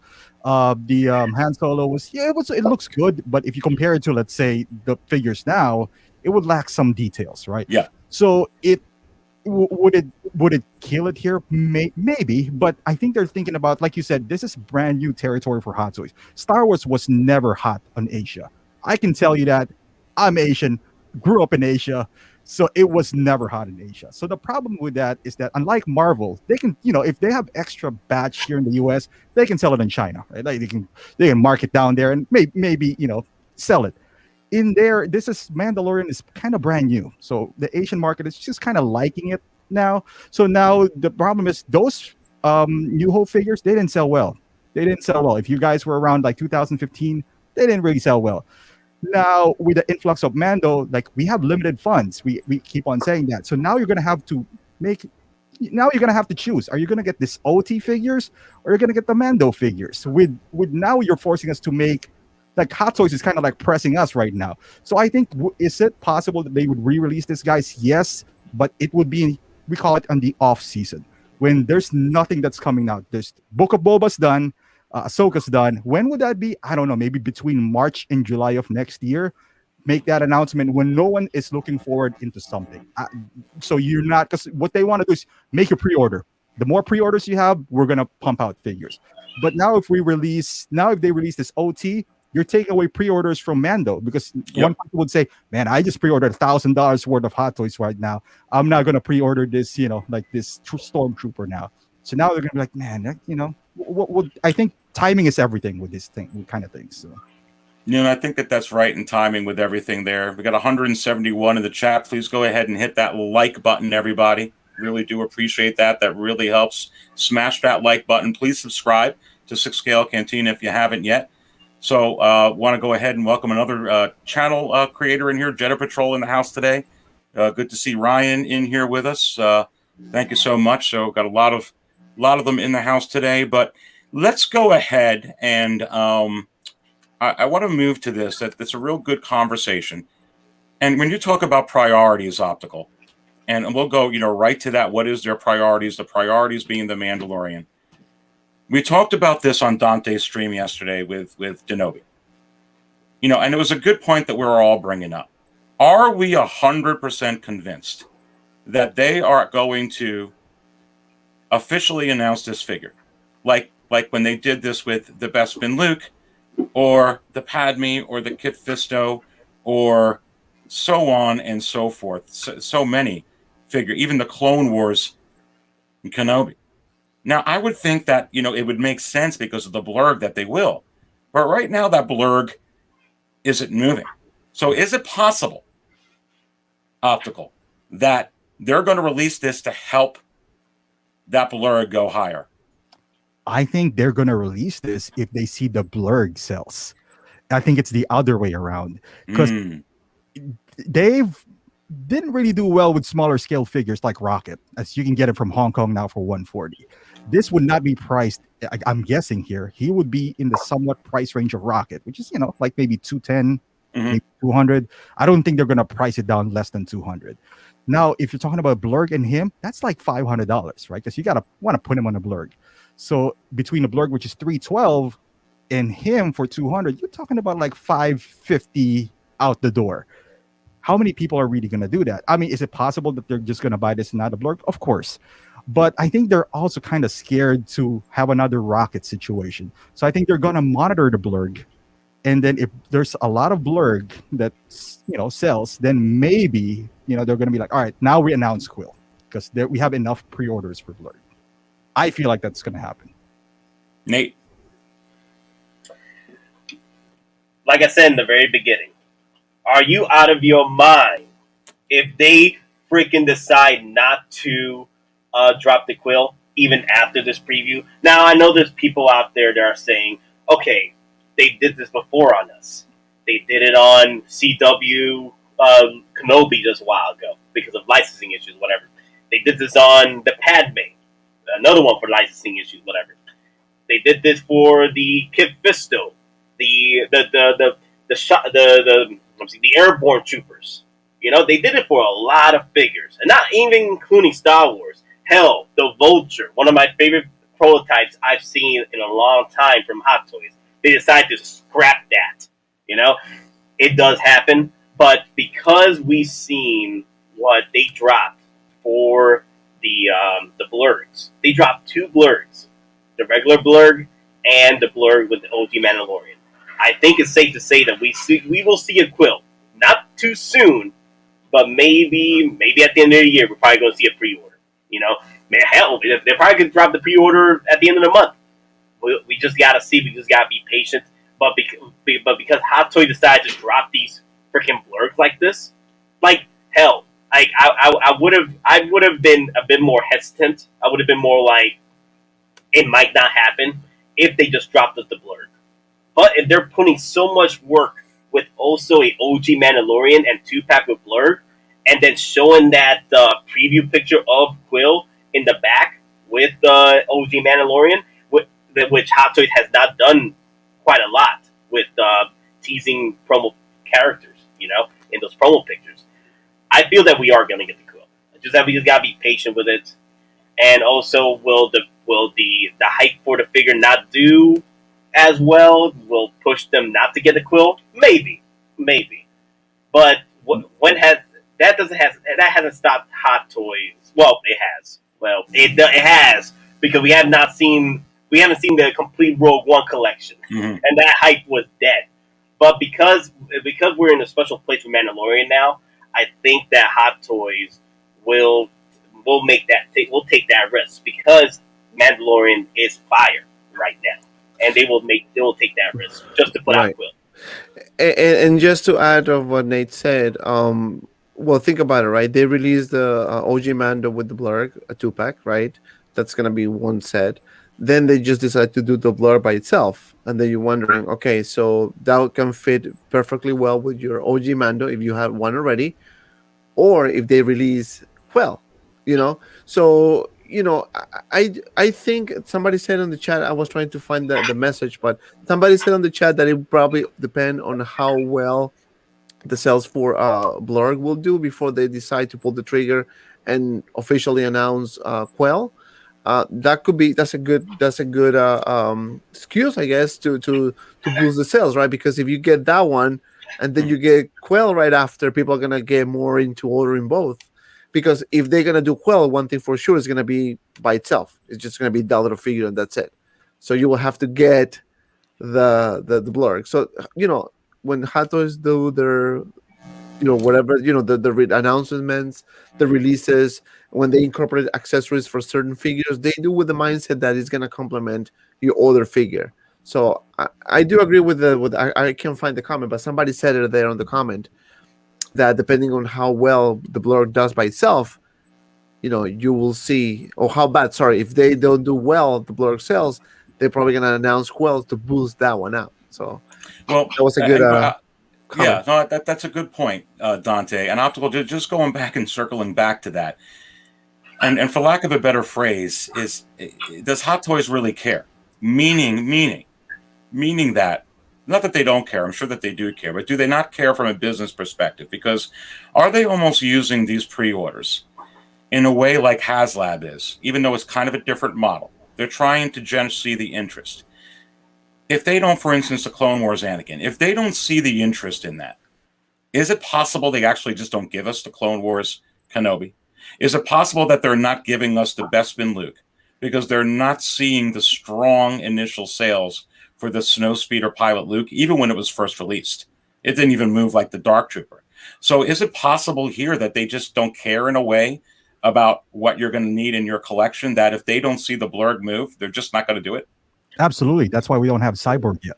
They're a business. It's real. You know, like we just talked about it earlier. At some point, we got to pick and choose, right? So now they're thinking, if they make Kuiil, how important he is on the scale, right? Like is he going to crack let's say you buy one figure a year. Is he going to crack your top 12? And on the chat, it's mixed comments, right? It's like, so now they're thinking, if he's going to be out of somebody's top 12 or top 10, depending on how many Hot Toys you buy, why are we going to engineer a small body, sculpt a new head, while we have troopers, which we can just repaint and, put it out there? Now, if you want to exclude the troopers from your top 12, that's fine. We didn't lose too much money because we have the mold anyway. We just painted it differently. We put orange on it. Fine. You don't want to buy it. But with Kuiil, I think they're going to kind of feel that. If it was like, man, we put all this effort and now they treat it like, like nothing. So, and that, I think that's why they kind of measure the pre-orders, because I mean, at the end of the day, their business, Batista, what's his name? From Guardians, it took him a while because we're going to be like, oh man. And they reluctantly put that out. You can see there's no effort in there. Mm-hmm.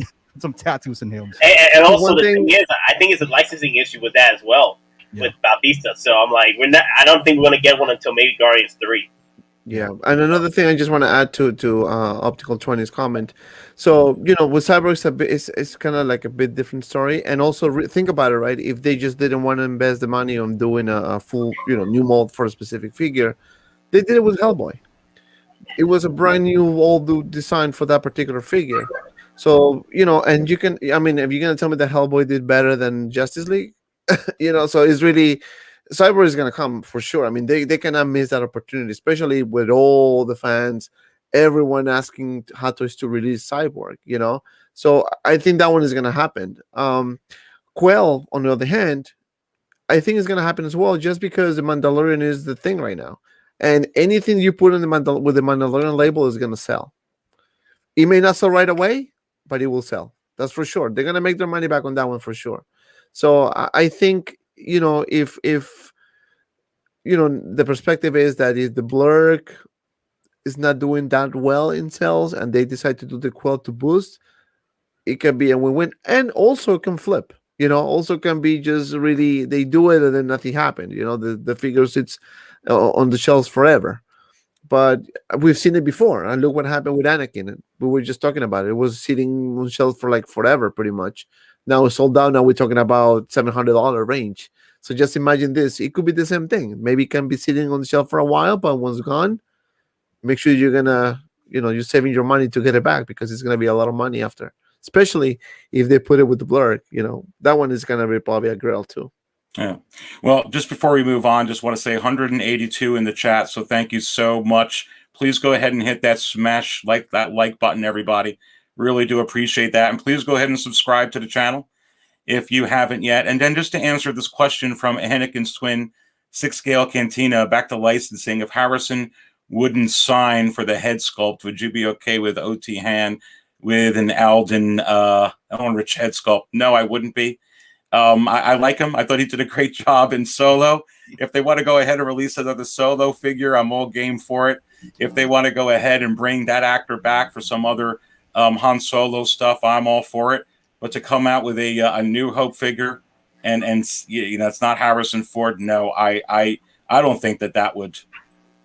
I don't think that would solve the problem at all. I think that would hurt, Nate. Are you out of your freaking mind? Are you out of your mind with that question, Anakin's twins? I'm like, hell, I like my Solo. from the Solo story. Maybe I'm putting it over here, and Vader's covering. Wow, Vader, you a bad boy. No. The thing is, with that Solo, it's a great head sculpt. But that would not work. You like freaking Aaron saying, you will anger a lot of fans. That'll be a big FU to a lot of OT fans have been waiting for a Bespin Han. And then we get a freaking 20th anniversary, no 20th, like 60th anniversary. So a bit, no, at this point it's 50th anniversary, Harrison Ford, Han Solo, but with the Aldred head sculpt. I mean, like, oh my god, who signed for this?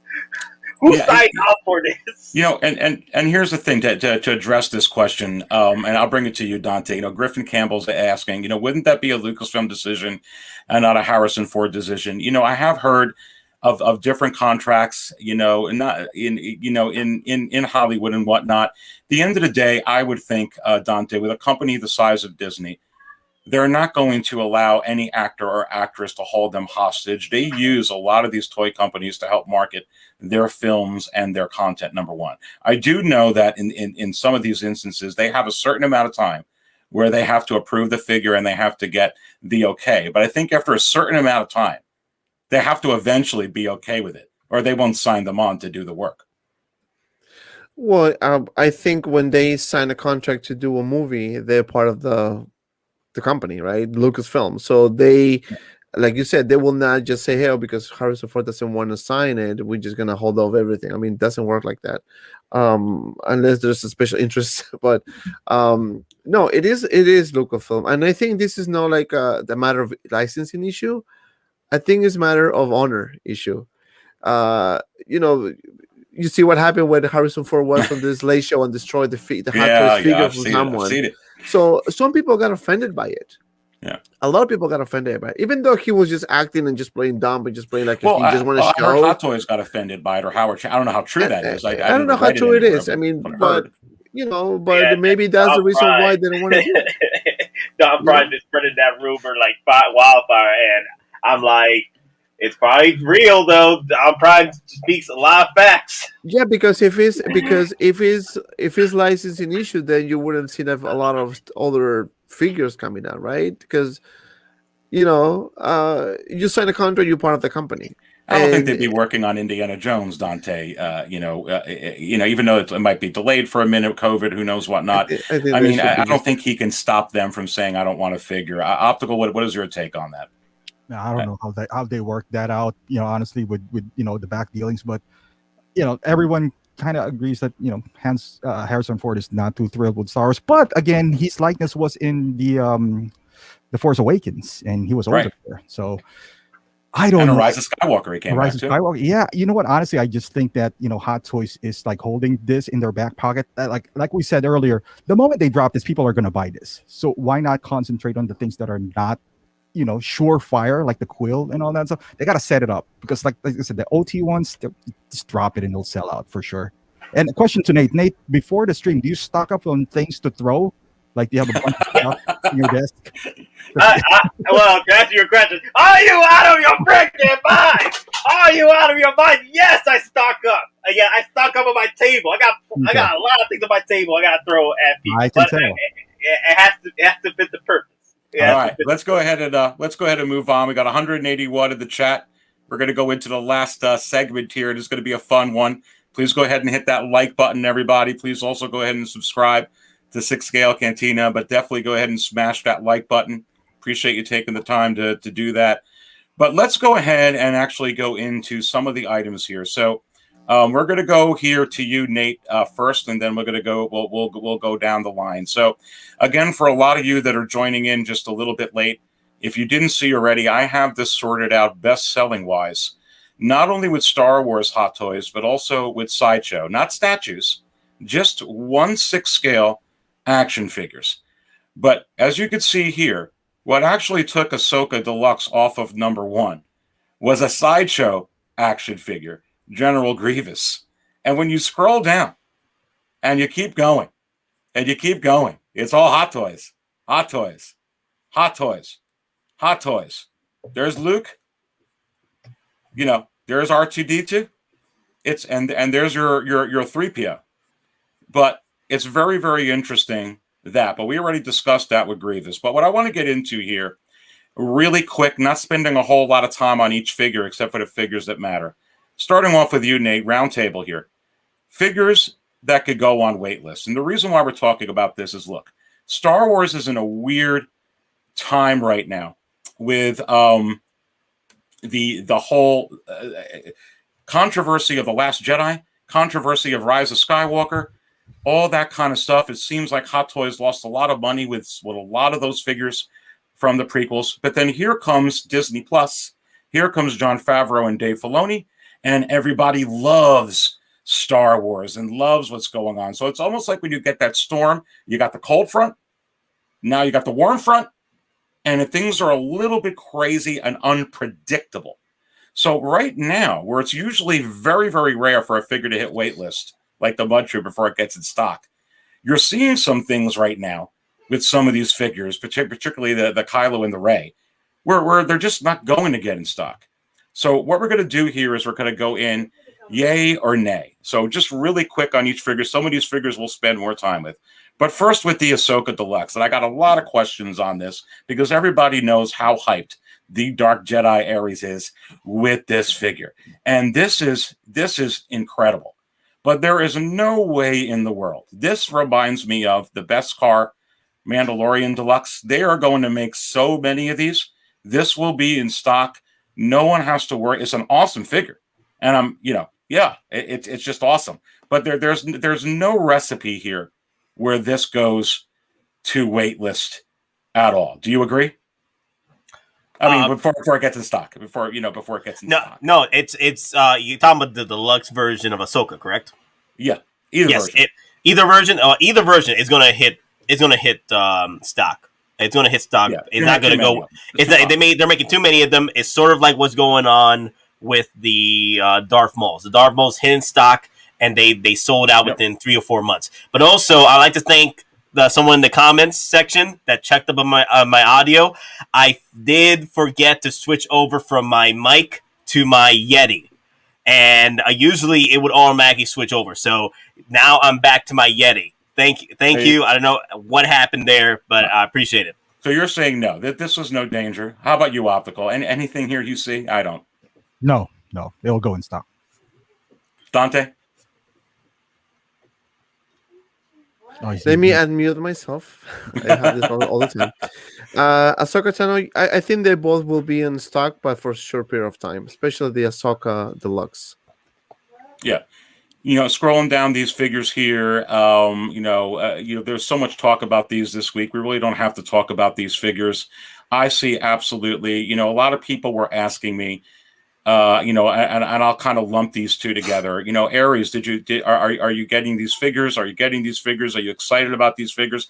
Yes, I'm excited about this Optical. I'm excited about Echo. I'm absolutely getting Echo. This is a great way, especially when I start collecting Stormtroopers, to get a Stormtrooper for $220. I'm getting it. Did I pre-order it? No, I can't tie up. I just can't tie up so much money in these. I'll get it when it gets in stock because I see no recipe where these don't get in stock. So, what do you think? Is there any danger here where this isn't going to get in stock? Because I think that these are sellers. Echo Stormtrooper, they're gonna be in stock for sure. They do a lot of those. The good thing about it is that you can actually get 2 Stormtrooper commanders if you want, and use one as maybe as a regular trooper, and the other one as a commander trooper. Or if you have some painting abilities, you can make it a Sand Trooper as well. So you can do a lot of things with this figure. So I can see people buying multiples of this. For the Echo, obviously, does you need the whole crew to complete your Bad Batch figure. So I guess the more announcements from now till the end of the year, maybe the hype will increase on pre-ordering more figures of this. But this is already doing good. Yeah, as far as I can see. I don't see anything here. Optical, anything with these two? Same as here. I think they're both going to be in stock. I think the days of troopers, back in Rogue One, are done. It's like Star Wars is the king now. When Rogue One came out, it's still Marvel, but now Star Wars is king. I think we're going to have an influx of troopers that hopefully we don't have to go to eBay to get them. Like they're always going to be there. Hopefully. Yeah, I agree. Yeah, I think so too, and hopefully as well. Nate? I believe they're both going to hit in stock. The only one I might be a little bit afraid of is the Stormtrooper Commander. They might switch it over from unlimited to one per person, because it is a Sideshow exclusive. It is by Sideshow exclusive. It is a limited figure compared to the others, but because it's already doing well in the pre-orders compared to, like, let's say Mud Trooper, which was in the bottom feeding. If you have any troopers that are in the bottom feeding that are supposed to be coming out, let's say this year, then you are in a world of hell. Kind of like the Sideshow exclusive Scout Bike. That one, it could sell out any minute, or it could hit in stock. That at the end of the day, troopers, like Optimus 20 said, we're living away from those days. They are going to hit in stock for most of them anyway. All right, so we're going to go ahead and go to the next one. Optical, I think your turn here to go first. So, Captain Rex. And I didn't get an opportunity yet. I hope I do tomorrow. I've just been so busy this week and also with family things. I didn't get a chance to check out the Bad Batches yet. I don't know if Rex showed up yet. I know he's in the trailer. So we know he's going to show up if he didn't show up yet, in the show. And Optical, I think that there is a sense of, I got Cody when he was in stock, felt comfortable, bought it, not a problem. Eventually, after I think it was like 3 months, it went out of stock. Okay, that's about normal.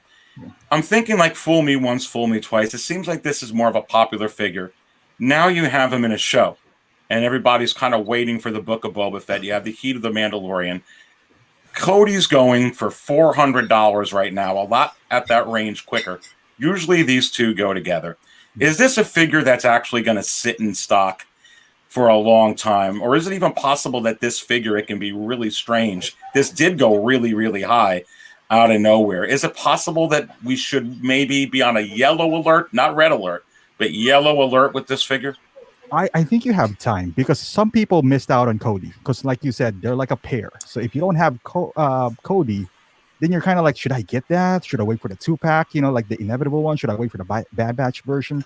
So I think he would, I wouldn't say that he's going to sit on the shelf for too long, but I think kind of like Cody, like he'll be in stock, in and out, and, you'll have like 2 months maybe, or maybe a month of him being, available readily to buy. But yeah, I think that's what's going to happen to him, only because he's kind of is kind of tied up to Cody as well.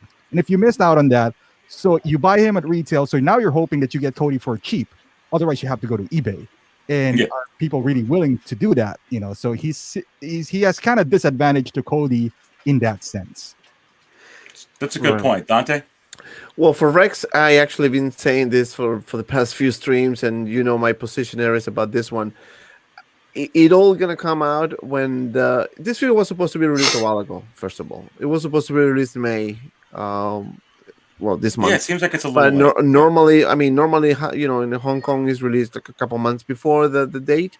But I think once this figure is officially out, released to the public, like the final product, I think this one has the recipe of not hitting, stuck. It's kind of like to get the blue line, the blue, the blue message thing. I think that's what's gonna happen with this Rex. I think Hottoys is gonna come up with something very nice with this. I don't know why I have that feeling. It's just my gut feeling. Well, yeah, go ahead. Just Rex, right? IG-11, nothing, right? Not yet. No, yeah, about there, Okay. yeah. But just staying on Rex. So, I can see it both ways. I think Optical brings up a good point. I think half of me feels like it's going to be in for a month. Like you said, 2 months, not as long, maybe a month. And then the other half of me thinks they have scheduling. They're not going to be able to make that many of these. I don't know. I think at the end of the day, Nate, I think the message here is if you're looking to get this figure, maybe don't sit on it. What do you say? That is true. That is true. Do not sit on it. If you're planning to get multiple of these, do not sit on it. I have 2 Codys right now. I have one for my Revenge of the Sith shelf, and I have one for the Clone Wars shelf, which I'm doing the same thing with Rex here. I'm getting 2 Rexes. But as far as like trends are concerned, Rex is doing the same trend as Cody did, as far as sales are concerned. Rex is doing pretty well. So Rex is going if it's any if it's anything similar, I can't say words right now. If it's anything similar to what happened with Cody, Rex is going to follow that trend. He will be in stock for maybe 3 or 4 months, if that, at Sideshow. It's probably going to sell out faster over at HK. But here in the States, it'll probably sit for a minute, and then it will sell out after that, and then start rising up in the resale market.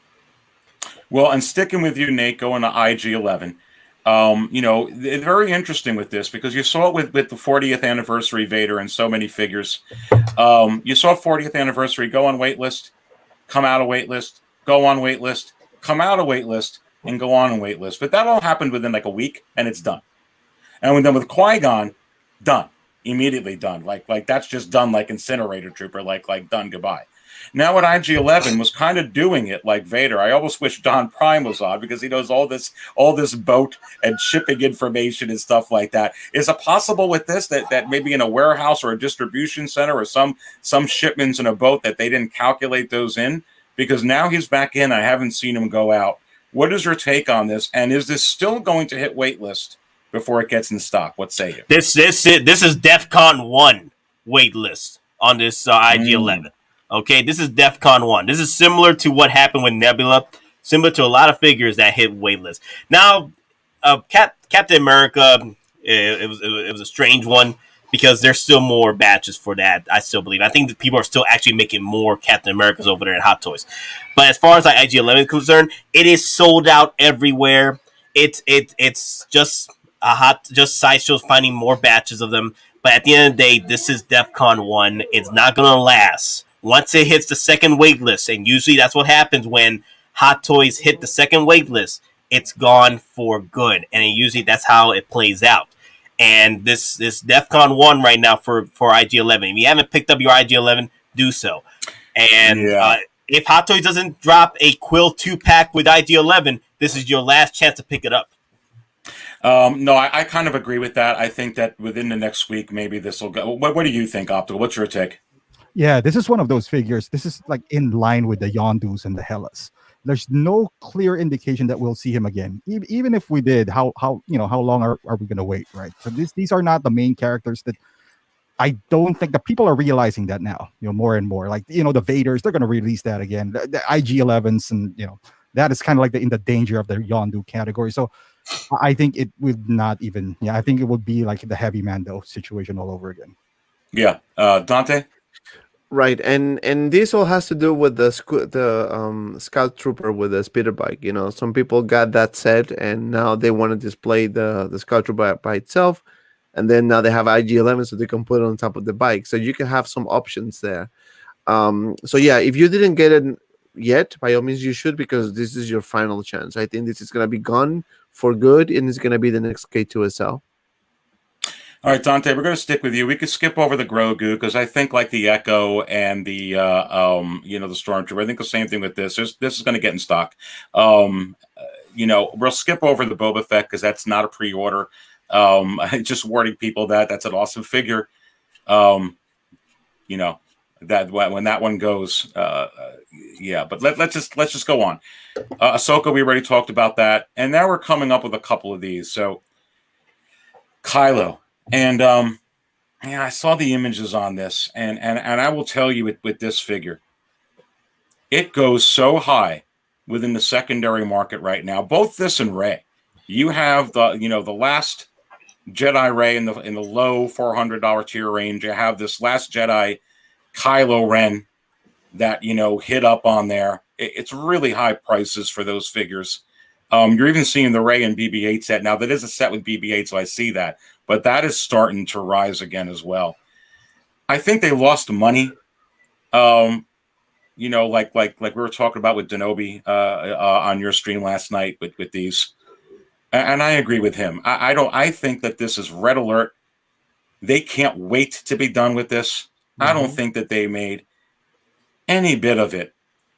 And even bringing it down and going to the Rey, which is a little bit down. He brought up a point that I haven't heard before. about the Rey, which is still down here away if I can get to her. He didn't even think that the final result of the head sculpt even mattered. That the numbers will be so low. And we all do think they're gonna fix this head sculpt, and I really believe they will. Mm-hmm. Is this a red alert or a yellow alert for those two figures? I mean, you saw the pictures of the Kylo, and I can't wait for your review on that, my friend, as well. I think you're going to be doing that any day. But is this going to hit stock? Kylo Ren or Rey?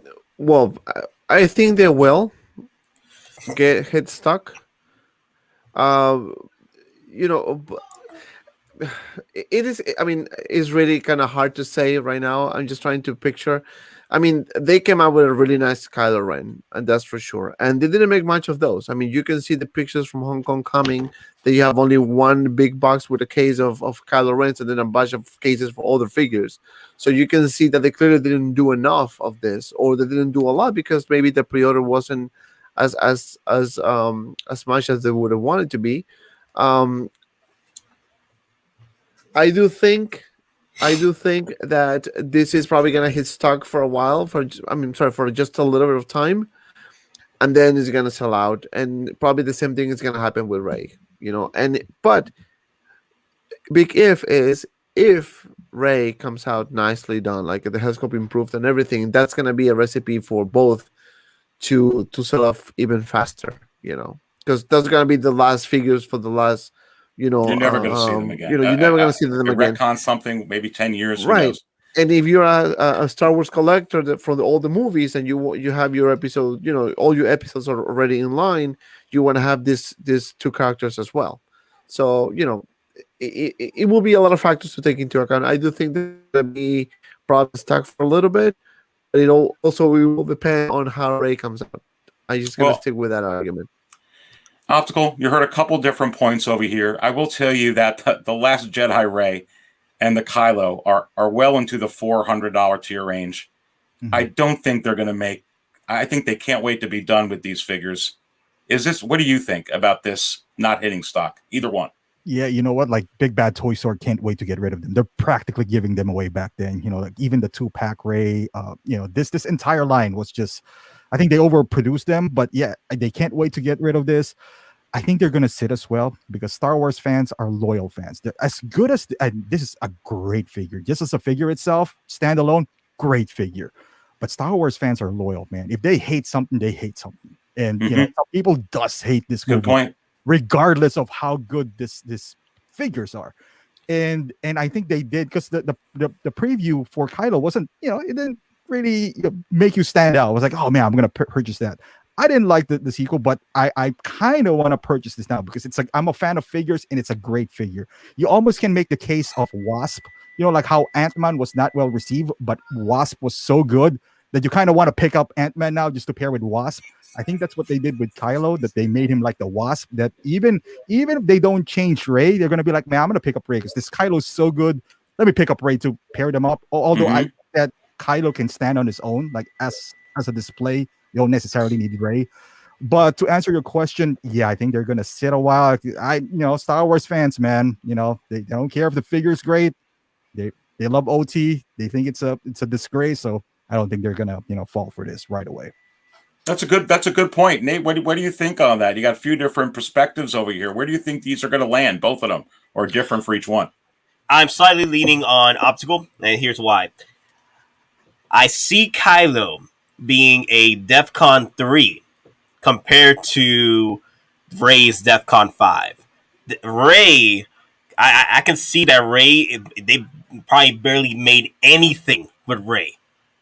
And when she pops in with a great head sculpt and probably some surprise accessories, hopefully that yellow lightsaber, she's probably going to sell out quickly over at HK. They probably didn't even drop there because there was no pre-orders over there. You see what I'm saying? That's how bad the sales are for Rey.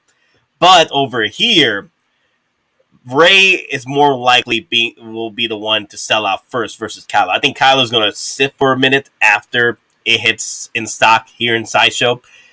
But as for Rey, man, she's pulling those Mud Trooper numbers. and once Mud Trooper, it sold out, before it hit the stock. It was in pre-order phase, and once those videos come out, the video reviews of Rey pop in, that thing's gonna sell out quick. And I have more worried that Rey is not gonna last until in stock, and Kylo is gonna make it. Yeah, that's a good point too. And again, that's also a good point about Star Wars fans are loyal. I really didn't consider that.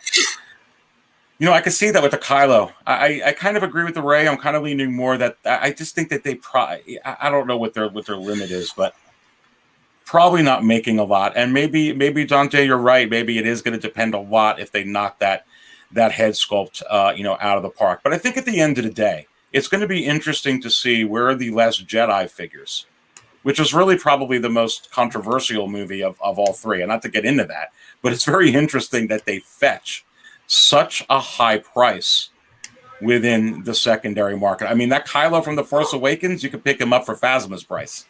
So that doesn't go for anything. But that head sculpt of Adam Driver, very, very interesting. So for me, looking at this from a market perspective, I'm like, look, unless you really just don't like the Rise of Skywalker one, I don't see why you would spend $400-something on a figure when you can go spend retail, and you're probably not going to get it again. So I think in that regard, that it almost, you've got a breath of fresh air. They with the hair, they're like, oh, this really looks good, Dante. So it's like, hey, you know what? I'm going to go ahead and spend just $240. And I'm tired. I don't want the Rey $350, $60 for Rey and BB-8. I don't want Rey $400 for The Last Jedi. I'm just going to get this Rey if it's okay. So I think it can go either way. But I think, I could see the Rey being in maybe even more danger. Maybe Kylo not as much. Yeah, so, I mean, Kylo. We already seen Kylo Ren how good he looks. Yeah. In the promo picture. So I'll do the review next week. I haven't had the chance. So swamped at work. But well, here's another thing. Here's another thing. The Hellboy came out freaking great, and most likely there was not a lot of pre-orders for those either, and it's still making it through Sideshow. So, if that means anything for Kylo Ren. Yeah, but you can compare Hellboy with Star Wars. It's a different animal. I still believe that. Well, both the new Hellboy and the new sequel trilogy, Rise of Skywalker, didn't do all too great with the fans. Well, no, but I mean, the good example is what happened with the Last Jedi figures of Kylo Ren and Rey. They're going for for a penny right now. So, collectors, despite Star Wars fans, right? If you're a Star Wars fan, of course, you may not want to get these figures because a lot of people didn't like the movie. But if you're a hot toy collector that you don't really care about if you like the movie or not, but you want to complete your collection, you're going to go ahead and get those. Well, so, I think the reason why people are going back to the Kylo and Rey, to the Last Jedis, was because they were the better head sculpts at the time. Yeah. When the pre-orders dropped for Kylo and Rey for the Rise of Skywalker, everybody and their freaking mother was bashing that. Even the mothers that didn't even know what Star Wars was were bashing the head sculpts of those two pre-orders. Okay, right, but and that's why people are heading back. Head back and start buying up all the Kylos on the Reys from the Last Jedi, and that's why the prices are going up with them over time. Now, since we got the new Kylo, now people are like, okay, so now I'll buy the Kylo. But at the time, it was because those two head sculpts were really bad. Well, listen, we're going to be close to running out of time here, so we're going to be wrapping this up here really soon. So let me go to the last couple. I'll go to Optical first here. On these. So Optical, I'm going to put a few in here together, and you'll know why when I pick them. So you have this Scout Trooper and Bike that obviously that they did an early unsealed and revealed for. It was very, very interesting. It was very, very down to the pre-orders. You see the price, for this figure anyway, $455 for this set. So it's like $500 to pick this up. And I also want to put that in with The Mandalorian and Blurrg that just came out, $555, and you could maybe even include the Blurrg, especially with it starting out. Right. Like I said, the Dark Trooper that's way down here, optical, started off. It got to number 1, and then you see where it settled down. These did not start up at number 1. I'm almost wondering, is it possible they'll be where the quarter scale Mandalorian figures are? But mixing in the Blurrg with Mando, and even the Scout Trooper, is there any danger here that they're not going to make very many of these, and it can actually hit waitlist before it gets in stock, and people won't have the chance to have some time to get them? I would say the Mando and Blurrg would hit stock just because of the price. Not everyone can fork off $500. The Scout Trooper has a lot of appeal, so it might hit waitlist because it can work both from OT and Mando. You can just use your imagination on that. Anything that would be the Scout Trooper and the Speeder Bike, I would say. Nate, you are walking on thin ice if you think that this might hit in stock. If you have not chosen, it's a red alert. It is freaking DEFCON 5 on the Scout Trooper Speeder Bike. Now, there is a chance that it will sit because of the price, but that rise through the ranks is quite amazing because this figure was literally bottom feeding. It literally was below the damn Scout Trooper, the regular one. But that's the thing, though. I would not wait. I would not wait on it. If you're still debating about picking up that figure, try to make up your mind, because even if it does hit the market, it won't last long. It is going to sell out. It's not going to sit. It's already doing well with a lot of videos. It's already taking 100s. And I'm already hearing there's already selling out over HK. So there's not many of them left. Yeah. Dante? Yeah, I do think that this figure has a recipe of not making it to stock. I mean, what Sideshow did by showing this figure before anyone was a very clever move, and that's what happened right after that. You can see the skyrocket numbers for the IG-11 to the point that it was on wait list and they came back to life. So I do think that this figure has all the ingredients to be out before it actually gets in stock. Did you see anybody in there named Ben? I got so many more that I want to go ahead and go over, but I'm at the time limit here, getting close to 2.5 hours. So we have so many more to go over. But let's go ahead and actually talk a little bit about your guys' channels. I have the links to all 3 of these guys within the video description below, everybody. I don't know.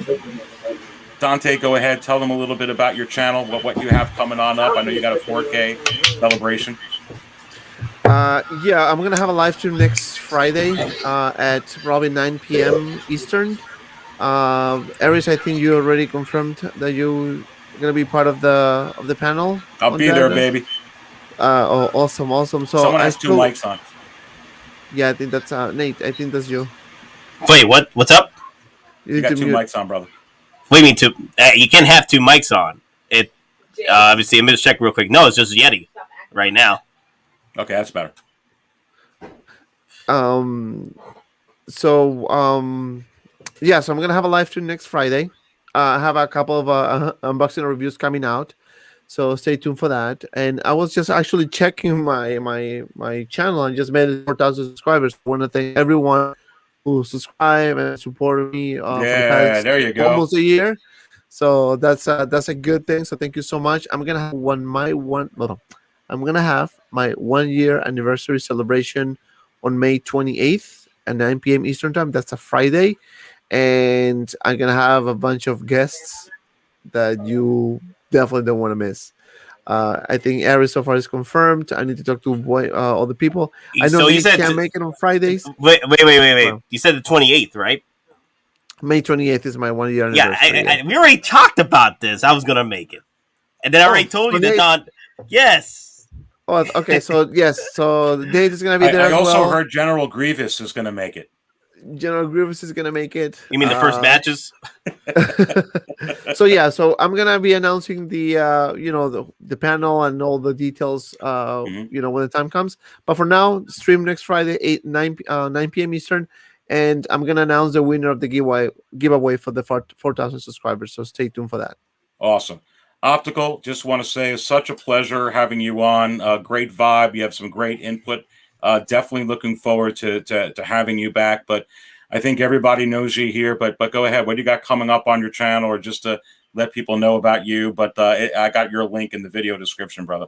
Oh no! Thank you, Aries, for inviting me. I always wanted to discuss some of these things with you. But the panel that I'm always go to with PJ, they're not too bright, so I can't really talk about like high intellectual things in there. So. You guys are awesome. You guys are awesome. You got to give them props. You guys are jabbing each other with the chat too. It's great. It's not intellectual conversation when you go there, but no, yeah, I just do a Hot Toys review very late though, because I don't import anywhere else. But now I'm kind of concentrating on like doing cinematic looks and on not particularly review, but a different look on them. So I got like a Thanos coming up, so just take a look at that. Well, if you've had a chance to go visit, hit that subscribe, and again, thank you, Aries, for inviting me here. Oh yeah, absolute pleasure. Looking forward to having you back. And again, still a whole lot of people in here, but please go ahead and hit that like button.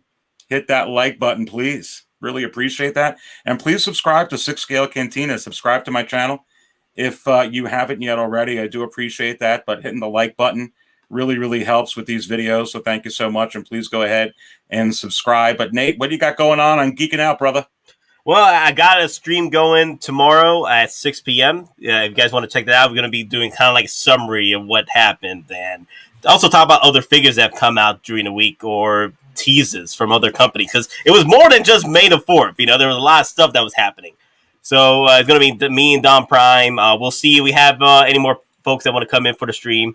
And then next week, probably going to do a waitlist watch on what's coming out. I couldn't do it this week because there was so much content from other figures that I didn't have time to actually do a waitlist watch on the Sideshow figures of this week and me sharing my thoughts on what's going on. But with all the updated figures now, I'm probably going to go for next week and just do a video on that, especially talk about the General Grievous and so.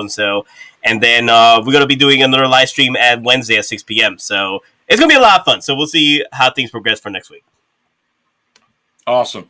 Oh, gotta reduce that mic gain. Because the thing is, I was on the freaking, on the damn, whatchamacallit, the headphone mic for a good minute. Out now. Yeah. You'll fix it for the next time, brother. But again, also want to just thank everybody on here tonight for tuning in. So appreciate the support.